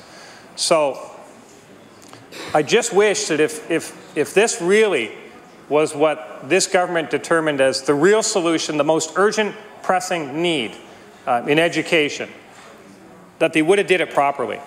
And they haven't done it properly. And that's gone all the way through their communications efforts, to some of their slanderous activities. They take everything is half. Order, please.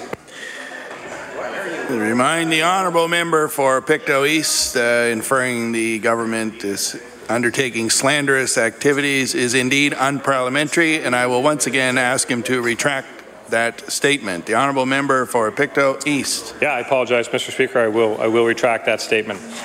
But there's a lot of issues with the rollout of this program. There's a lot of issues that come out of the lack of planning for this program. There's other things that should have been, and I would have prioritized and worked on, and I wish the government would have did that too. But it won't be to the issues in education won't be tackled by this bill today. They will exist. They will exist long after today, unless this government changes tact and gets down to the real nitty-gritty and brings the issues in education to the ground. We're not seeing it today. Maybe tomorrow we'll see it, Mr. Speaker. With those few words, I'll take my place. Time to recognize the Honourable Minister of Education. It will be to close third reading of Bill number 8, the Pre-Primary Education Act. The Honourable Minister of Finance. Education. Thank you very much, Mr. Speaker. I appreciate the comments of the members opposite. I am happy that the Conservative caucus has stated very clearly that they will be opposing pre-primary in Nova Scotia, as the member for Dartmouth East has said. That is consistent with what the comments of the member from Pictou East have been, which we have talked about in this House, that they are a party that is opposed to this sort of program and early learning in the province.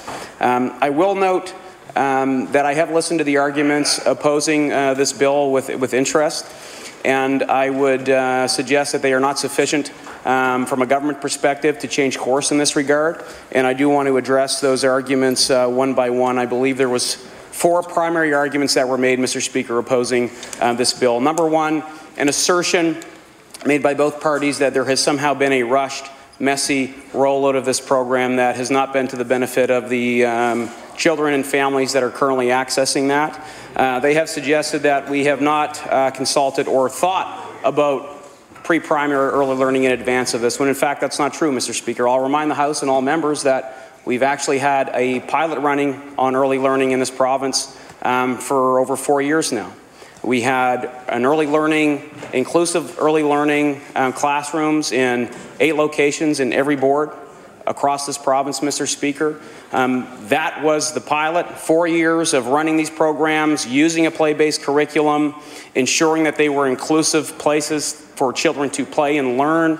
And the feedback that we received from that 4 years of consultation of a pilot project was very conclusive in terms of the impact that this program was having on the lives of our kids and how helpful it was for our families. 4 years of studying early learning initiatives, Mr. Speaker. So this has not been rushed. This has not been an unthought-out process. In fact, it has been deliberate. And in the rollout, you're actually seeing it run pretty smoothly. No matter what the members here say in the House, they suggest that this is messy. They haven't pointed to one single incident where there's been a problem with our children or families' ability to access this. And in fact, Mr. Speaker, if the member from Pictou East would actually chat with the superintendents, with the ECEs on the ground, working on behalf of our government to execute on this program, Mr. Speaker, he would know, and I'll quote one of our supers, "The opening has gone very well. Families seem to be very pleased with the program, and staff report that the children are responding well and settling in." And I'll table that. That is a superintendent on the ground. So the member from Pictou East is right. I'm much more interested in what these people are saying on the ground than his vacuous rhetoric in this House. That is not supported by any evidence or any examples that he's presented, Mr. Speaker. I think that's important to note. So in terms of suggesting that this is rushed, messy, I actually believe that the evidence and the timeline of execution of this program defies both of those arguments very easily, Mr. Speaker. In terms of the impact on the sector, this is the primary concern for the New Democratic Party. A legitimate concern, one that we have approached with sympathy and deliberate action, Mr. Speaker. And so the member from Dartmouth South has argued that this has created an existential crisis for our childcare sector. That is absolutely not what we want to happen. In fact, we need our child sector to grow, along with pre-primary, to ensure that we're having a holistic approach to childcare and early learning in our province. We need the sector to succeed. We have a vested interest in that sector. We have increased investments in that sector year after year in our government to assist them in growing. In fact, we're in negotiations right now with the federal government that will see major investments in the very near future, on top of what we put in provincially for the childcare sector, to help it with strategically growing in our province, to help it address concerns around their ability to handle students with special needs. So these things are actually happening in tandem, Mr. Speaker. So for any member to argue that this government is not concerned about the future of the childcare sector, the fact that we've increased investments every year, the fact that we are actually negotiating a major deal with the federal government to see further investment to grow that sector and increase its capacity, demonstrates that that is not the case either. Now, yes, there could be potential concerns around staffing. So far, because of the way we've approached this in a thoughtful way, for phase 1, we have only actually had, I think, 2 or 3 private providers out of 398 in the province who have said that they have had a staffing issue. I think that's less than 1%. You know, and we appreciate that that has created a concern for them. So we're working with our partners at Labour and Advanced Education and our department to help them address those recruitment issues. If you actually look at, but to suggest that we shouldn't be proceeding with this because there is some existential threat because of the labour force for ECEs is not accurate when you actually look at the facts of the matter, Mr. Speaker. In fact, I'm hearing from ECEs and those that are studying to become early childhood educators that they're actually excited about having a brand new opportunity and much more opportunity to actually pursue that field, that career, which is so critical to our kids here in the province. I'm actually hearing excitement from that sector. And as a direct result of pre-primary, we're actually seeing an increase in the uptake in our post-secondary education institutions, Mr. Speaker, who provide early childhood learning opportunities. The number of our young people who are getting into this field, who are studying to become early childhood educators, is increasing. And in fact, if you look at the labour market numbers, we have, I believe, close to 2,500 registered early childhood educators that are registered in this province. The private sector or not-for-profit sector take up about 1,300 of those folks. So there's a big gap in terms of what we actually have available for skilled people in this field and the opportunities that are available for them. So we are helping bridge that gap between the actual labour market supply of early childhood educators and demand, so that these people are actually going to be able to find jobs in these fields in the province, Mr. Speaker. And I think that creates a really positive future for that sector. And thank you. The member for Pictou East has suggested that having a free, universally accessible pre-primary program actually further marginalizes low-income families. That is an argument I think we can simply defy based on logic, Mr. Speaker. Right now, families actually are having a financial barrier put in front of them to access child care, despite the fact that we're subsidizing their rates. They're still having a hard time because it's not available either geographically or they just simply can't afford it. Providing a free program for families that everybody will be able to access, that will be available in every single community, actually helps increase the access to these critical learning initiatives for our low-income families in particular, Mr. Speaker, who we also know might have children that need these supports a little more than others. So that is something I'm very proud of as well. The final argument that has been put forward to suggest that this House should reconsider its course of action in pre-primary is in relation to the P-12 system. Members have, I think, very well articulated concerns that exist in the P-12 system. There's issues there that we all recognize are problems for teachers, for kids, for families. There are students with special needs that aren't getting what they need out of the system. There are kids who are high achievers who aren't getting what they need out of the system. And so we do need transformative changes to happen in our P-12 system to help all those folks, to make life better for teachers, to help them focus on what's important, which is teaching, and to make sure our kids are getting what they need. We are endeavoring to tackle those major challenges. So as the members even mentioned in their own statements, we've brought together a group of experts to help us tackle the system of inclusion, to bring forward recommendations and a blueprint to help us transform that system so it's working better for everybody. We are working with teachers directly through the Council to Improve Classroom Conditions, so they, for the first time in the province's history, are writing policies and setting direction and allocating resources in areas that they believe are important. And we've already seen the establishment of a first province-wide attendance policy, which we're already hearing from principals has had an impact on student attendance already in less than a month. That's because teachers are doing this. They're tackling the issue of reporting, of assessments, of evaluation, figuring out how to get rid of all the erroneous paperwork that they've been asked to do over the years so that they can focus on teaching, Mr. Speaker. So these things are happening to improve outcomes for our kids, to make sure the system is better geared towards them. We are also looking at the administrative model. We're taking on a lot because we do have a lot of challenges. We're looking at the way that we govern ourselves in the Department of Education, how we make our decisions, our relationships with the boards, how they operate. Are all the resources we're using from an administrative perspective having the impact that we want on the system and on our kids? Is the money getting to where it needs? So yeah, we're looking at that.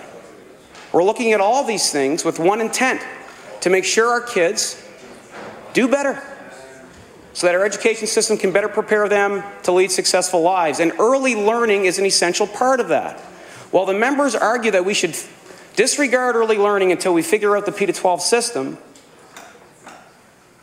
that does not take into consideration the evidence, Mr. Speaker, that points to the fact that early learning is part of the solution to our P-12 system, Mr. Speaker. Children that attend pre-primary, and there is a plethora of evidence on this. I'm happy to read the report that the member from Pictou East has tabled.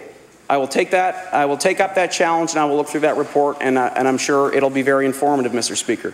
But I'll also ask that member to read the plethora of conclusive evidence that has been, and research that has been done in the UK, in other countries in Europe, in Canada, Ontario, in the USA, which all point to the fact that kids that enter into a pre-primary system do better cognitively, socially, emotionally.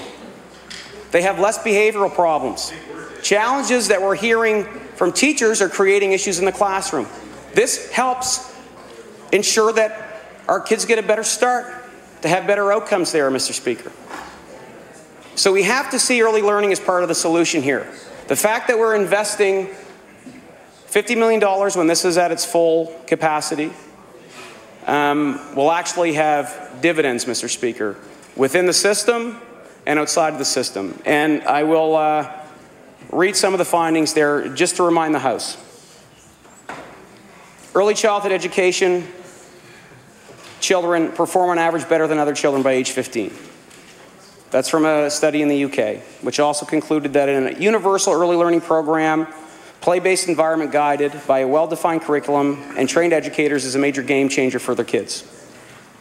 Extensive longitudinal research in the UK points to significant academic and social-emotional benefits for every year of preschool. And the list goes on, Mr. Speaker. In fact, in the Nordic countries, who offer full daycare programs to most younger children with play-based learning, they lead the world in literacy, numeracy, and science outcomes in later school years, Mr. Speaker. The facts are absolutely incredible on this. And while a universal approach costs more than a targeted approach, it is likely to produce benefits that exceed the additional costs. Mr. Speaker, the evidence is conclusive on this. And if you consider the evidence, you know that this is part of the solution to the broader challenges that we're having in our education system. That is why this government will proudly forge ahead, not waste a single day, Mr. Speaker, because we know that a brighter start for our kids means a brighter future for us all. Thank you very much. And with that, I move third reading of Bill number 8, Pre-Primary Education Act.